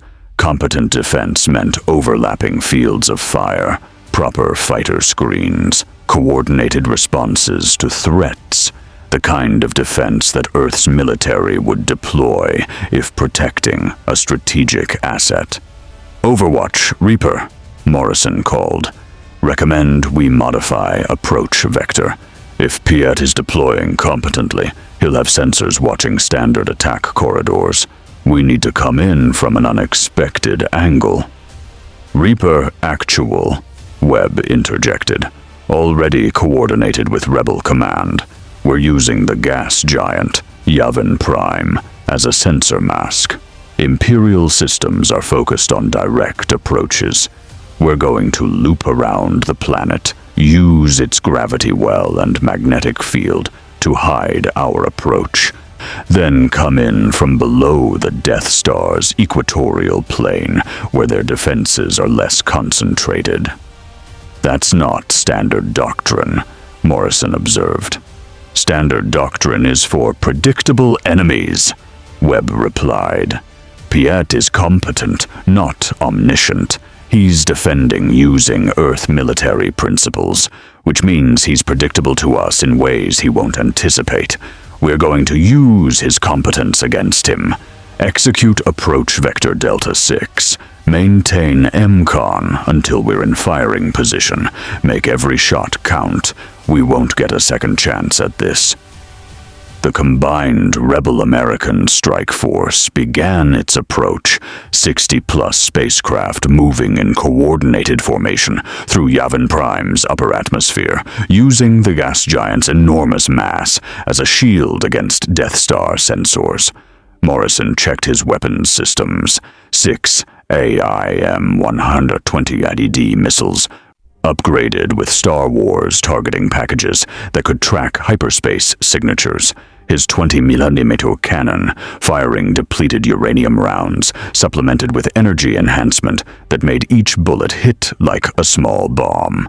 And his aircraft's stealth characteristics, refined to work against both radar and whatever exotic sensor systems the Empire employed. 2 minutes to engagement range, Overwatch reported. Imperial fighters are maintaining patrol patterns around the Death Star. No indication they've detected our approach. Rebel bombers are standing by at Rally Point Charlie. They'll begin their attack run once you've established air superiority. Morrison studied his tactical display, watching TIE fighter formations moving in predictable patrol patterns. They were coordinated, not swarming chaotically like previous Rebel intelligence suggested, but their coordination followed patterns. Patterns meant predictability. Predictability meant vulnerability. Reaper has multiple contacts, Morrison reported. I'm painting 24 TI fighters in formation Delta 07. Vector suggests they're establishing defensive screen over the Death Star's northern hemisphere. Request weapons release authority. All fighters, weapons free, Webb commanded. Execute Operation Enduring Thunder. Show them what competence looks like. Morrison activated his targeting systems. The F-22's advanced radar painting a complete picture of the tactical environment. His missiles acquired targets, TIE fighters that had no idea they were being tracked by weapons systems a generation beyond anything they'd encountered. Reaper, Fox 3, Morrison called, launching 2 AIM-120D missiles. Engaged. The missiles streaked through space, their engines leaving faint trails as they accelerated toward targets 60 miles distant. The TI fighters continued their patrol, unaware of incoming death until the missile's terminal guidance activated, and they maneuvered with impossible agility to intercept. 2 TI fighters exploded simultaneously as missiles designed to destroy 5th-generation fighters proved overwhelmingly effective against unshielded Imperial craft. Splash 2, Morrison reported, engaging additional targets. Across the battle space, F-22s repeated the process. Long-range missiles fired from stealth positions destroyed TIE fighters before they could react. the Imperial pilots trained for visual range combat, where numbers and aggression won battles, found themselves dying without ever seeing their attackers. "Overwatch to all fighters," the E-2D crew reported, with barely controlled excitement. Imperial communications show confusion. They're reporting losses, but can't identify attack source. Their sensors aren't detecting our aircraft. We've achieved complete surprise. But surprise couldn't last forever. Death Star Command Center. Admiral Firmus Payet watched his tactical displays with growing concern as TIE fighter squadrons reported losses without corresponding sensor contacts. His training, both his original Imperial education and the inexplicable Earth military knowledge he now possessed, recognized what was happening. Stealth attack, beyond visual range engagement. An enemy using technological superiority to destroy his forces before they could respond. "Status of defensive sensors," Payet demanded. "Admiral, we're detecting no approach signatures," his sensor officer reported. "Long-range scans show nothing, but TIE squadrons are reporting losses consistent with missile attacks, configuration unknown, origin unknown." "They're there," Payet said with certainty. "We simply can't see them with standard sensors. Activate all secondary detection systems, gravitational anomaly scanners, thermal imaging, electromagnetic spectrum analysis. Whatever is attacking us has mass, generates heat, and moves through space. Find them." "Yes, Admiral. Initiating full spectrum scan now." Payet studied the tactical situation with the practiced eye of someone who understood modern warfare. The rebels had gained new allies. That much was obvious from intelligence reports about the unknown vessels that had appeared at Scarif. Those allies possessed technological advantages the Empire hadn't encountered before. But technological advantage could be countered through tactical adaptation. "All TI fighters, break patrol patterns," Payet commanded. "Shift to high-velocity random evasion courses. Force the enemy to track moving targets instead of predictable formations. And launch additional squadrons if they're using long-range weapons. We counter with overwhelming numbers that force them into visual range where numbers matter more than technology." Across the Death Star's hangar bays, additional TIE squadrons launched, hundreds of fighters flooding space, creating a defensive screen so dense that any attacker would need to engage at close range, where Imperial numerical superiority became decisive. "Admiral," his tactical officer reported, "we're detecting anomalies on thermal scans. Small heat signatures consistent with spacecraft propulsion, locations correlating with TI fighter loss reports. Transferring coordinates now." "Transmit to all squadrons," Payet ordered. "We've found them. Close to visual range, engage with all weapons, and notify Grand Moff Tarkin. The rebel attack is beginning. Battle space, 3 miles from Death Star. Reaper, break left." "Break left!" The warning came from another F-22 pilot as Imperial sensors finally penetrated stealth characteristics and TIE fighters began vectoring toward previously invisible American fighters. Morrison threw his aircraft into evasive maneuvers, feeling the G's as his Raptor responded with agility that violated normal physics. A TIE fighter flashed past, its green laser bolts missing by meters. Morrison reversed, brought his nose around, and fired his cannon in a burst that tore through the unshielded Imperial fighter. "Splash 3, Morrison reported.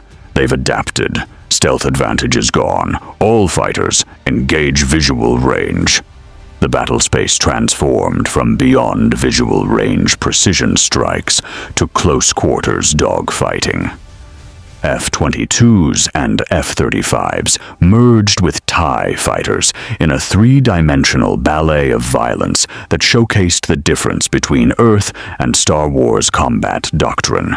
TIE fighters relied on speed, numbers, and pilots trained to sacrifice themselves for victory.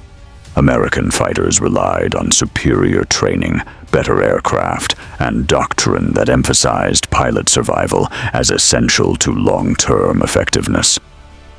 "Reaper, you've got 3 on your 6, Overwatch warned. Morrison checked his 6 o'clock, saw the TIE fighters pursuing, and executed a maneuver that would have been impossible without the technological fusion that had upgraded his aircraft. A vertical reversal that combined Earth aerospace principles with repulsor lift technology, bringing him face-to-face with his pursuers at a distance where his cannon could engage all 3 simultaneously. The burst of fire lasted 2 seconds. All 3 TIE fighters disintegrated. "Splash 4, 5, and 6, Morrison reported. "Overwatch, get me a tactical picture.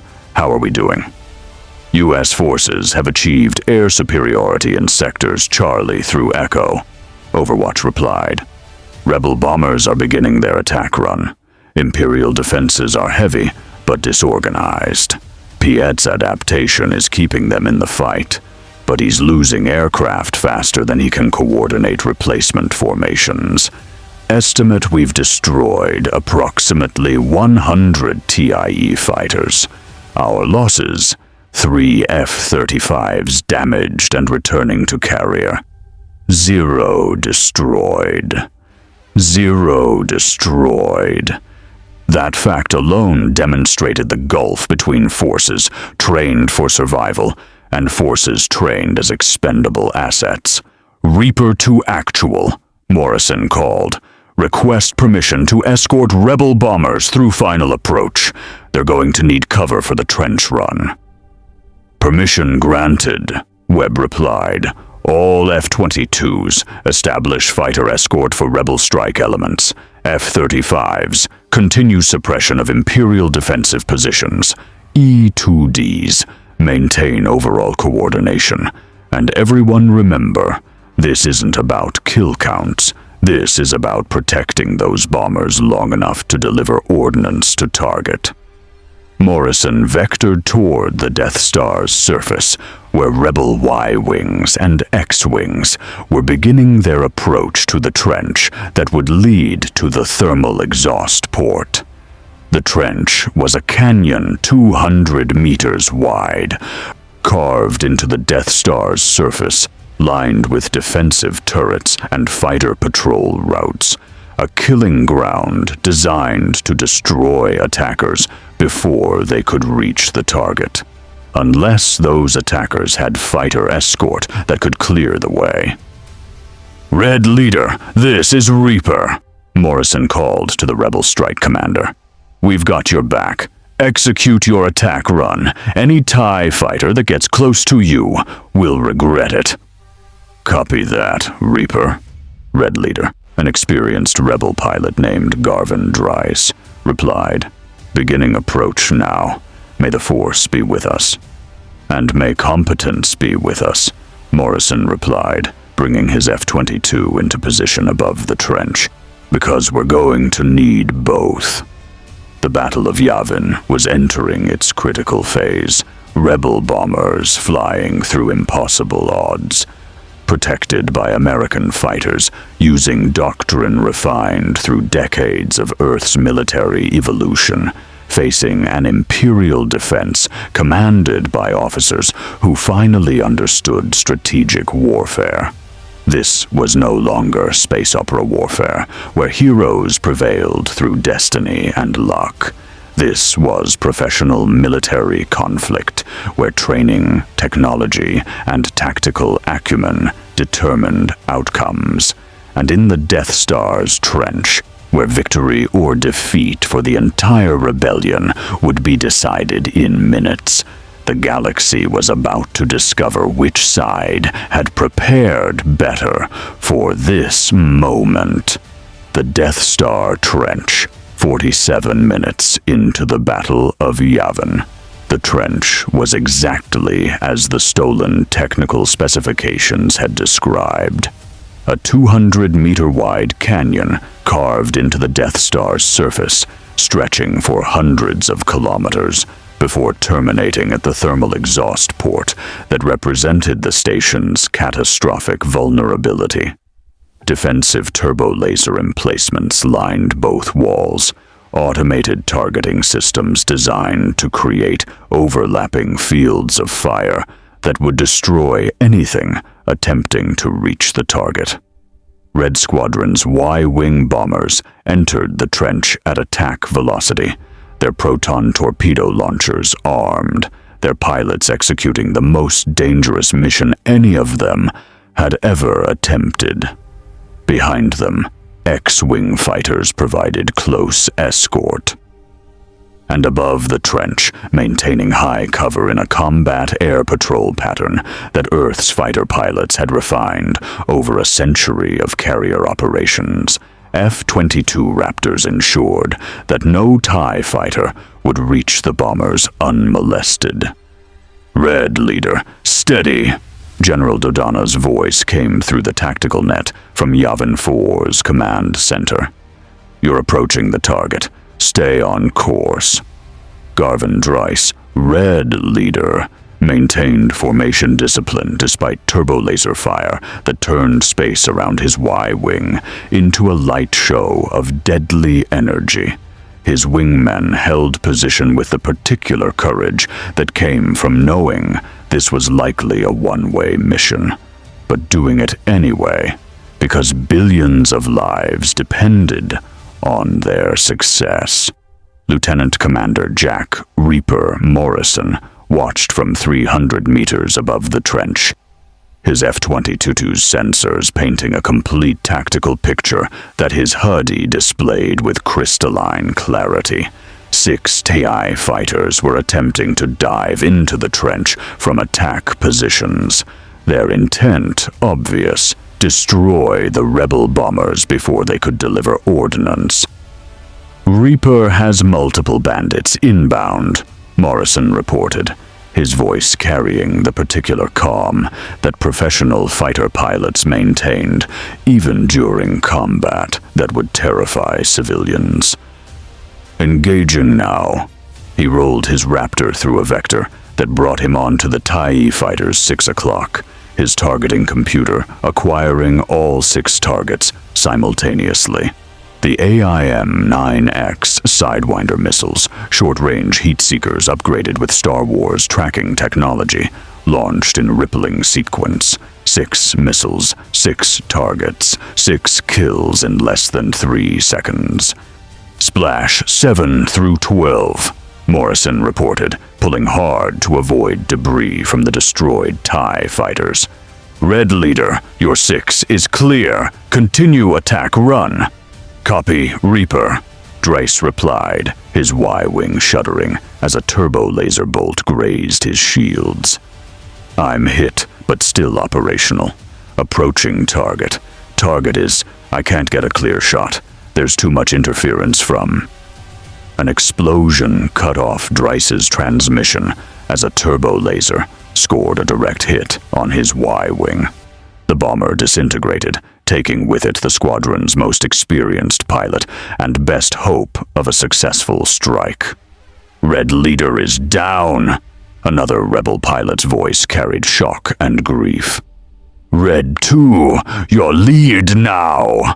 Wedge Antilles, Red 2, pushed his X-wing forward in the formation, feeling the weight of sudden command responsibility settle onto shoulders too young to be carrying it.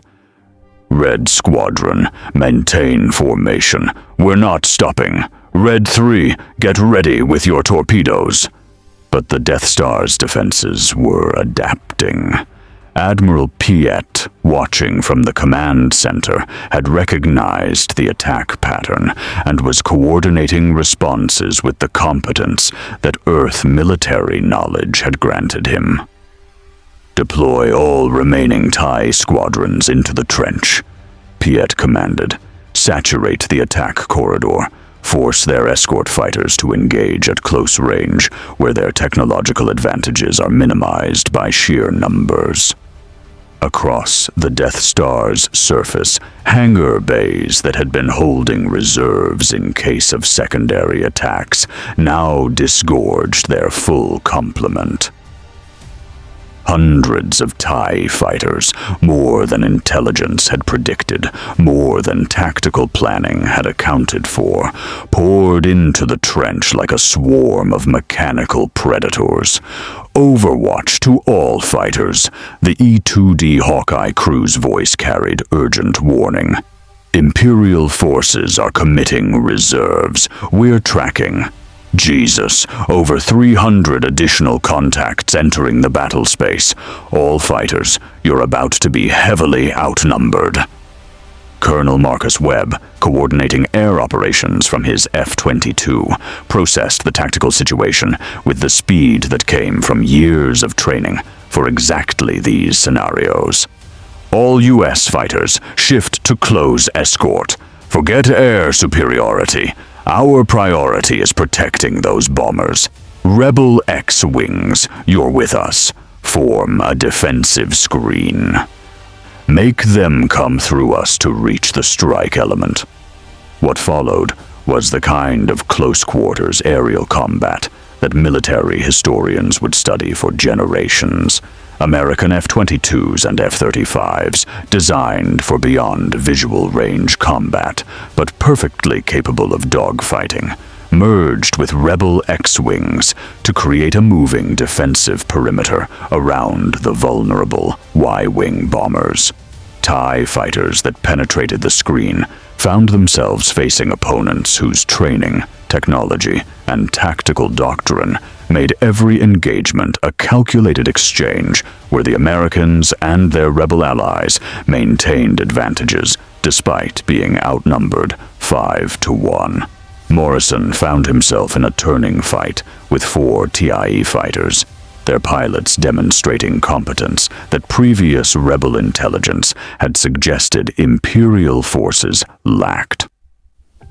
These weren't the expendable swarm attackers. These were pilots who understood energy management, positioning, and coordinated attacks. Piet's training reforms, Morrison realized. The Empire is learning. He rolled, pulled, used his F-22's superior thrust-to-weight ratio to climb out of the engagement envelope, then reversed back down with his cannon tracking. The burst caught one TIE fighter center mass, destroying it. But the other 3 adapted, splitting to attack from multiple vectors simultaneously. "Reaper, you've got 3 still on you," another F-22 pilot, call sign Viper, reported. "I'm engaging from your 4 o'clock.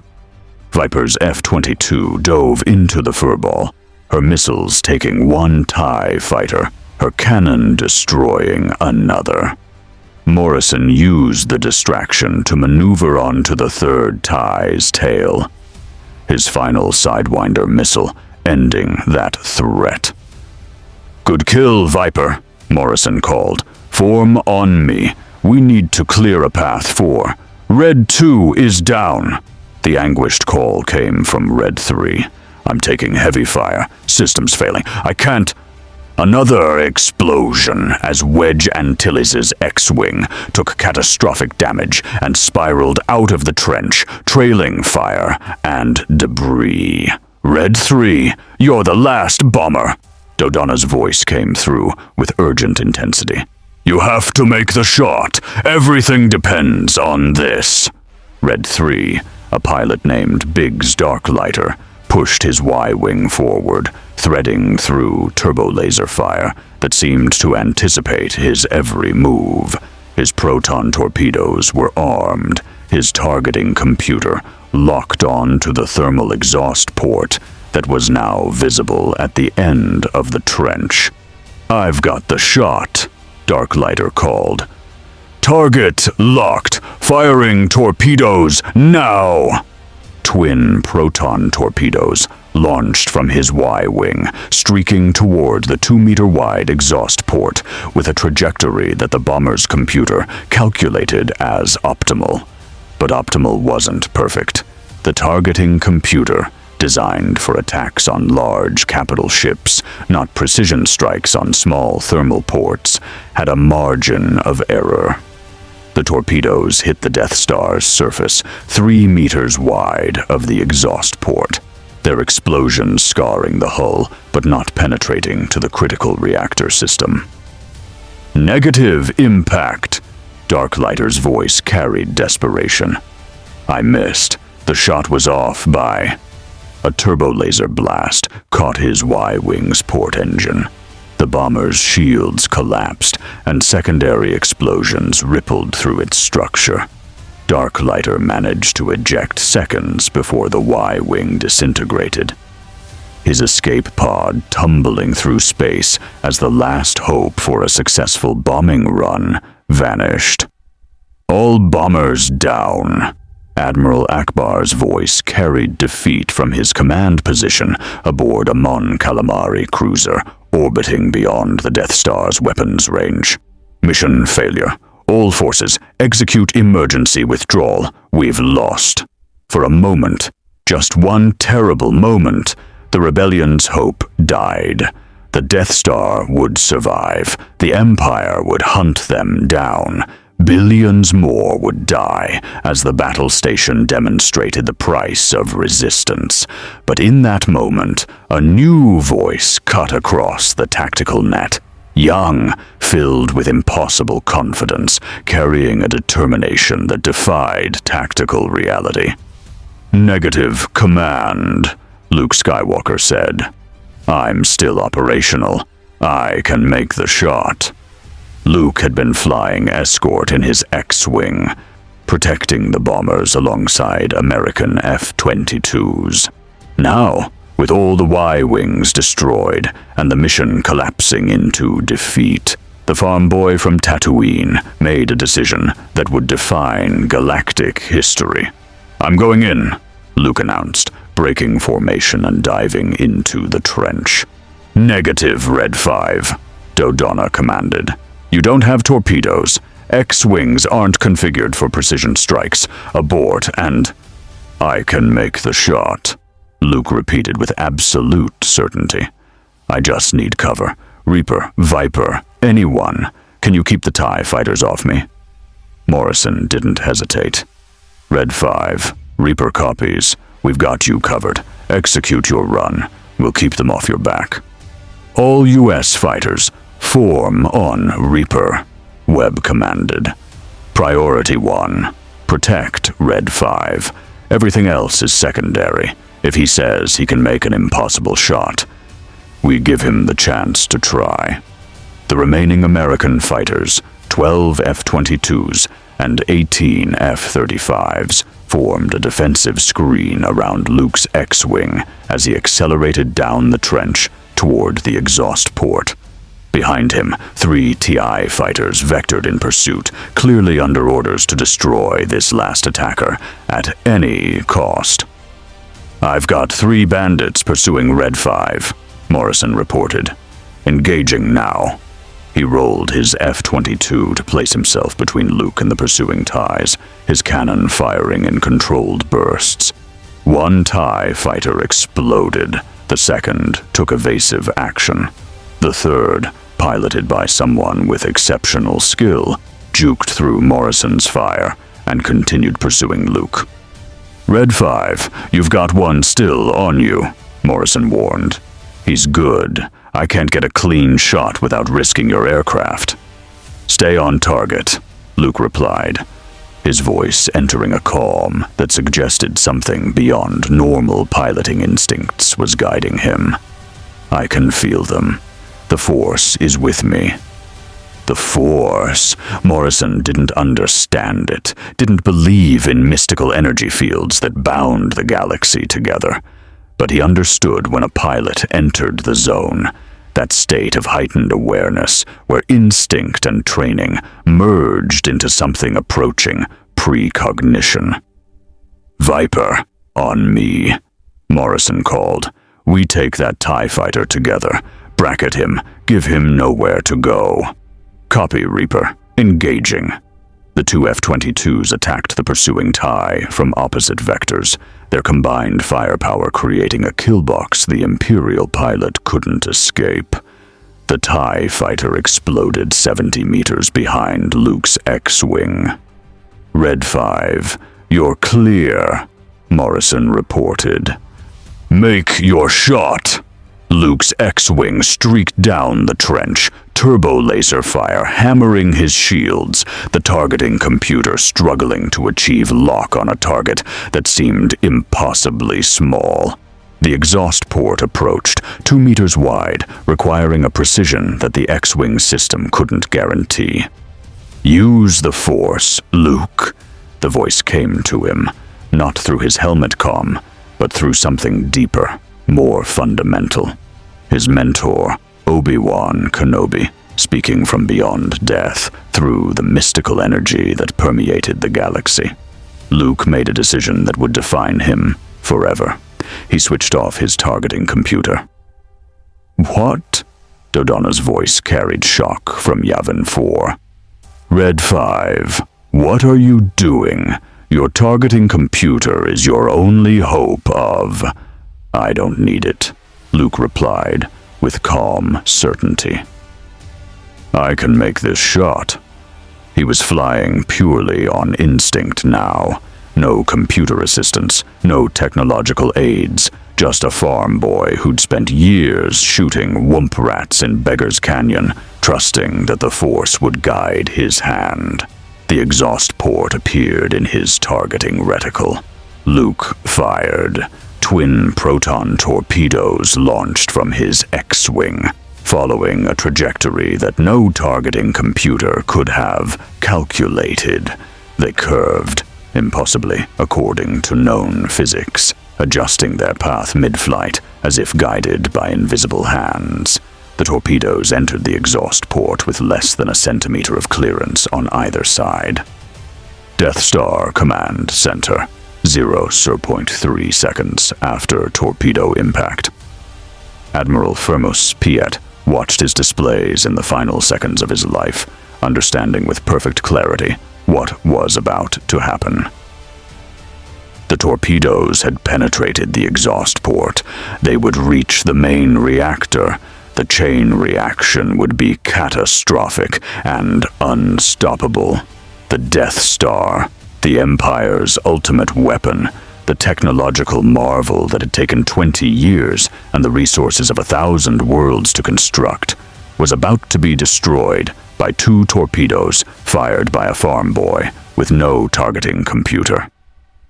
"All hands, abandon," Piet began, but the command died in his throat. The reactor core detonated. The explosion propagated through the Death Star's structure at relativistic velocities, converting matter to energy according to Einstein's equation, with a efficiency that would have impressed Earth's physicists. The battle station's shields, designed to protect against external threats, provided no defense against internal catastrophic failure. The Death Star didn't just explode. It ceased to exist, its mass converted to an expanding sphere of plasma that briefly outshone Yavin's star. Battle space, 4.7 seconds after detonation. "All fighters, emergency withdrawal." Webb's voice carried urgent command. "Get clear of the blast radius, full power, maximum velocity. Get out now!" Luke pulled his X-Wing out of the trench, feeling the shockwave building behind him as the Death Star's structure collapsed. He accelerated to maximum velocity, his X-Wing's engine straining as he raced the expanding explosion.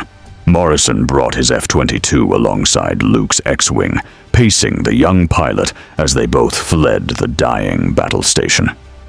"Red 5, stay on my wing. We're getting out of here together." Behind them, the Death Star's explosion consumed everything within a 100-kilometer radius. TIE fighters that had been pursuing Rebel bombers seconds earlier were vaporized. Imperial Star destroyers that had been providing defensive support found their shields overwhelmed by energy that exceeded any weapon the galaxy possessed. The Devastator, Darth Vader's personal Star Destroyer, barely escaped, its engines pushing beyond rated specifications as it fled the explosion. Vader himself stood on the bridge, feeling through the Force the death of thousands of Imperial personnel, the destruction of the Empire's ultimate weapon, and the bitter taste of defeat.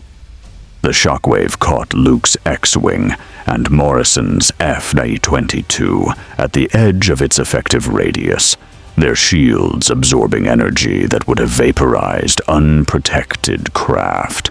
Both fighters tumbled through space, their pilots fighting for control as the blast wave passed. "Red 5, you still with me?" Morrison called as his F-22 stabilized. "Still here," Luke replied, his voice carrying exhausted triumph. "The Death Star is destroyed. We did it. We actually did it." "No, kid," Morrison corrected with respect that transcended their short acquaintance. "You did it. That was the most incredible shot I've ever seen. How the hell did you make that work without a targeting computer?" "The Force," Luke replied simply. "It guided me." Morrison didn't understand mystical energy fields, but he understood when a pilot accomplished the impossible through a combination of skill, courage, and something intangible that separated the merely competent from the truly exceptional. "Then thank the Force from all of us," Morrison said, "because you just saved billions of lives." Yavin 4. 1 hour after the battle. The celebration in the Rebel hangar bays was chaotic, joyful, and thoroughly deserved. Pilots who'd expected to die in a desperate attack instead returned as heroes who'd accomplished what the entire galaxy considered impossible.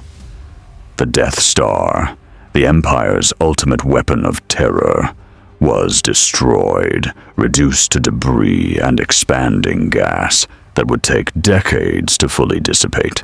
But in the Joint Operations Center, where Rebel and American command staff reviewed tactical data from the battle, the mood was more measured. They'd won this engagement, but the war was far from over. "Casualty report," Admiral Mitchell requested. "Rebel Alliance lost 11 pilots," General Dodonna replied, his voice heavy with the particular grief of commanders who'd sent people to their deaths. "Red Leader, Red 2, Red 3, and 8 others. They died heroes." "U.S. forces lost 4 aircraft," Admiral Zhao added.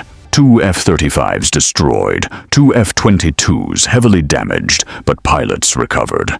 Considering we were outnumbered 5-1 and facing competent Imperial defense, those losses are acceptable from a strategic standpoint, though every loss is mourned. "Imperial casualties?" Mon Mothma asked. "Approximately 800,000 personnel aboard the Death Star," an intelligence officer reported. 6 Star Destroyers destroyed in the station's explosion. Estimated TIE fighter losses, 400 craft. Admiral Firmus Payet confirmed among the dead. This represents the single largest Imperial military defeat in the history of the Galactic Civil War. The room absorbed that in silence. 800,000 dead, even in a galaxy of trillions, even when fighting an empire that murdered billions.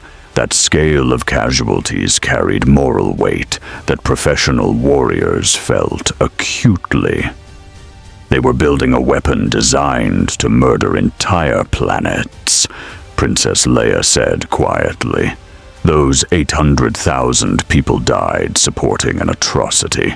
I mourn the waste, the lives that could have been spent on something other than tyranny. But I don't regret their deaths. Nor should you, Mitchell replied. War isn't clean. It isn't morally simple. But when one side is actively committing genocide and the other is fighting to stop it, the moral calculus becomes clearer.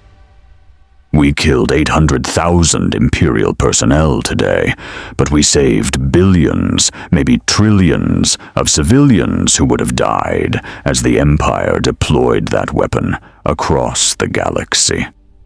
There's another factor, Admiral Akbar added, studying tactical displays that showed the broader strategic picture. The Death Star's destruction will resonate politically. Systems that feared the Empire's ultimate weapon will reconsider their allegiance. Worlds that suppressed their resistance cells will see that the Empire isn't invincible. This victory is as much propaganda as military success, which the Empire will counter, General Hawkins cautioned. They still have overwhelming conventional military superiority, and they're building more Death Stars. Our intelligence confirmed at least 3 additional construction sites. Today's victory bought us time, but it didn't win the war. Then we use that time effectively, Mitchell said, with strategic finality. We've proven that combined rebel American operations can accomplish missions previously considered impossible. Now we expand that cooperation, joint training programs, integrated intelligence operations, coordinated strikes against Imperial facilities, and most critically, he highlighted the locations where additional Death Star construction was underway. We systematically destroy these shipyards before the Empire can complete any more planet killers. That will require operations deep in Imperial space, Dodonna observed. Precision strikes against the most heavily defended facilities in the galaxy. Which is what Special Operations Forces do, Hawkins replied, with marine confidence. Admiral, I recommend we begin planning immediately. SEAL team coordination with rebel commandos, carrier strike groups providing fire support, stealth bombers conducting deep penetration raids. Hit them where it hurts, their industrial capacity, their shipyards, their supply lines. Make the Empire defend everything, which means they defend nothing effectively. The discussion continued for hours, planning operations that would reshape the Galactic Civil War from desperate rebellion into professional military campaign. But eventually, Mitchell called an end to the strategic session. Ladies, gentlemen, beings, he said formally, today we proved something important, that competence matters more than technology. That training matters more than numbers, and that people fighting for freedom can defeat tyranny when they're properly led and properly equipped. The United States military is honored to stand with the Rebel Alliance. Together, we're going to win this war, not through luck or destiny, but through professional military operations conducted by warriors who refuse to accept defeat. May the Force be with us, Mon Mothma added, and may competence be with us, Mitchell replied with a slight smile, because we're going to need both. 6 months later, strategic assessment. The holographic display in the Pentagon's relocated command center showed a galaxy transformed. What had been a desperate rebellion 6 months earlier had evolved into a legitimate military force capable of conducting sustained operations against the Empire. General Marcus Reynolds reviewed the strategic summary with professional satisfaction. The Fondor shipyards have been destroyed. The Death Star construction facility at Kuwait has been crippled by SEAL team operations. Imperial fleet deployments are showing defensive rather than offensive postures. They're reacting to us instead of dictating the tempo of operations. The Empire is still dangerous, Admiral Zhao cautioned. They've adapted to our tactics faster than we anticipated. Their officer corps reformation is producing commanders who understand modern warfare. We're no longer facing incompetent opponents. Good, Reynolds replied. Competent enemies force us to be better. The U.S. military has never thrived through fighting weak opponents. We've excelled by facing peer adversaries and outthinking them. The Rebel Alliance has transformed as well, Admiral Mitchell reported from his flagship. 6 months of joint training has given them capabilities they never possessed. Their pilots are flying with U.S. tactical doctrine. Their ground forces are conducting combined arms operations. Their intelligence apparatus rivals anything Earth's CIA achieved. Mon Mothma's leadership combined with American military expertise has created something unprecedented, a legitimate threat to Imperial dominance. Timeline for full Imperial defeat? Reynolds asked. 3 to 5 years, Mitchell replied, after considering the strategic calculus. The Empire is enormous. 25,000 star destroyers. Control over 2/3 of the galaxy, industrial capacity that dwarfs anything Earth possessed. But they're brittle. Their control depends on fear and overwhelming force. We've proven both can be defeated through competent military operations. Every victory we achieve, every Imperial facility we destroy, every world we liberate, it demonstrates that the Empire isn't invincible. Eventually, the cracks become fractures, the fractures become collapse. And after the Empire falls, Reynolds asked, what's our exit strategy? We didn't come here to become a galactic power.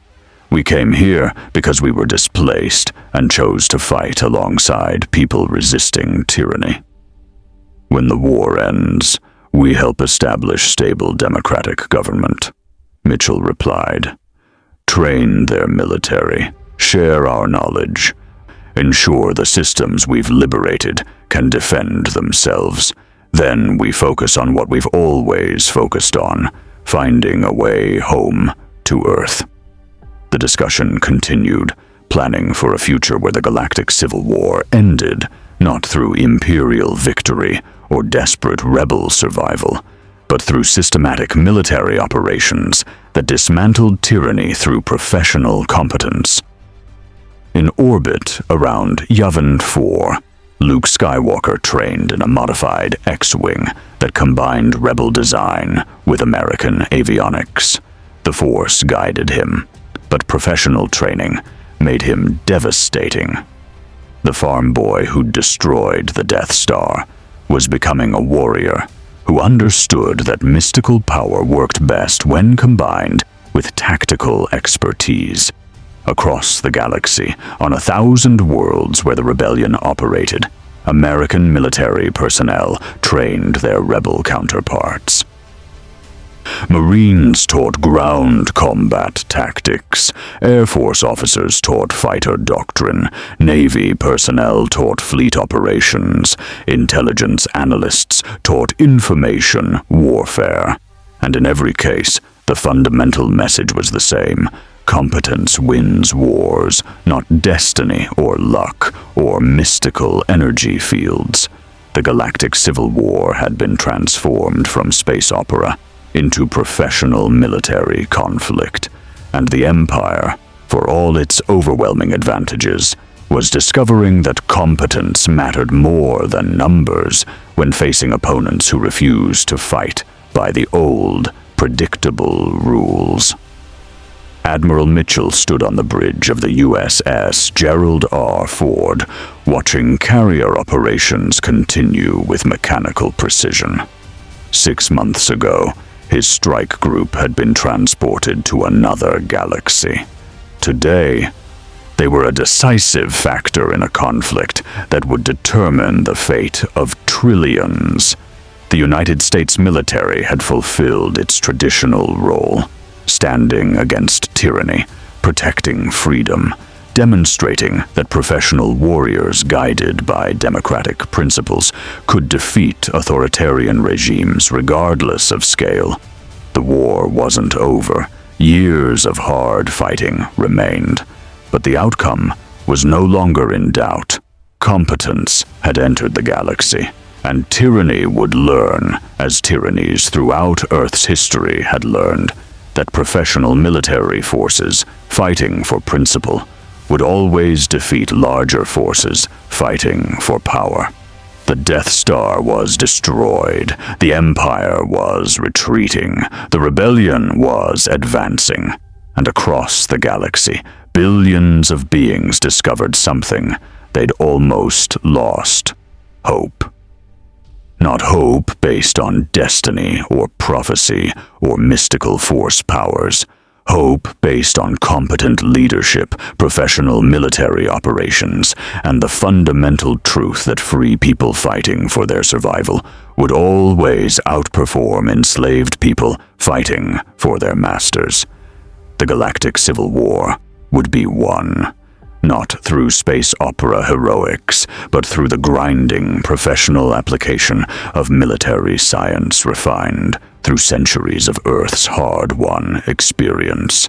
And when historians looked back, they would recognize this moment as the turning point, when the United States military arrived in another galaxy and demonstrated what competence looked like.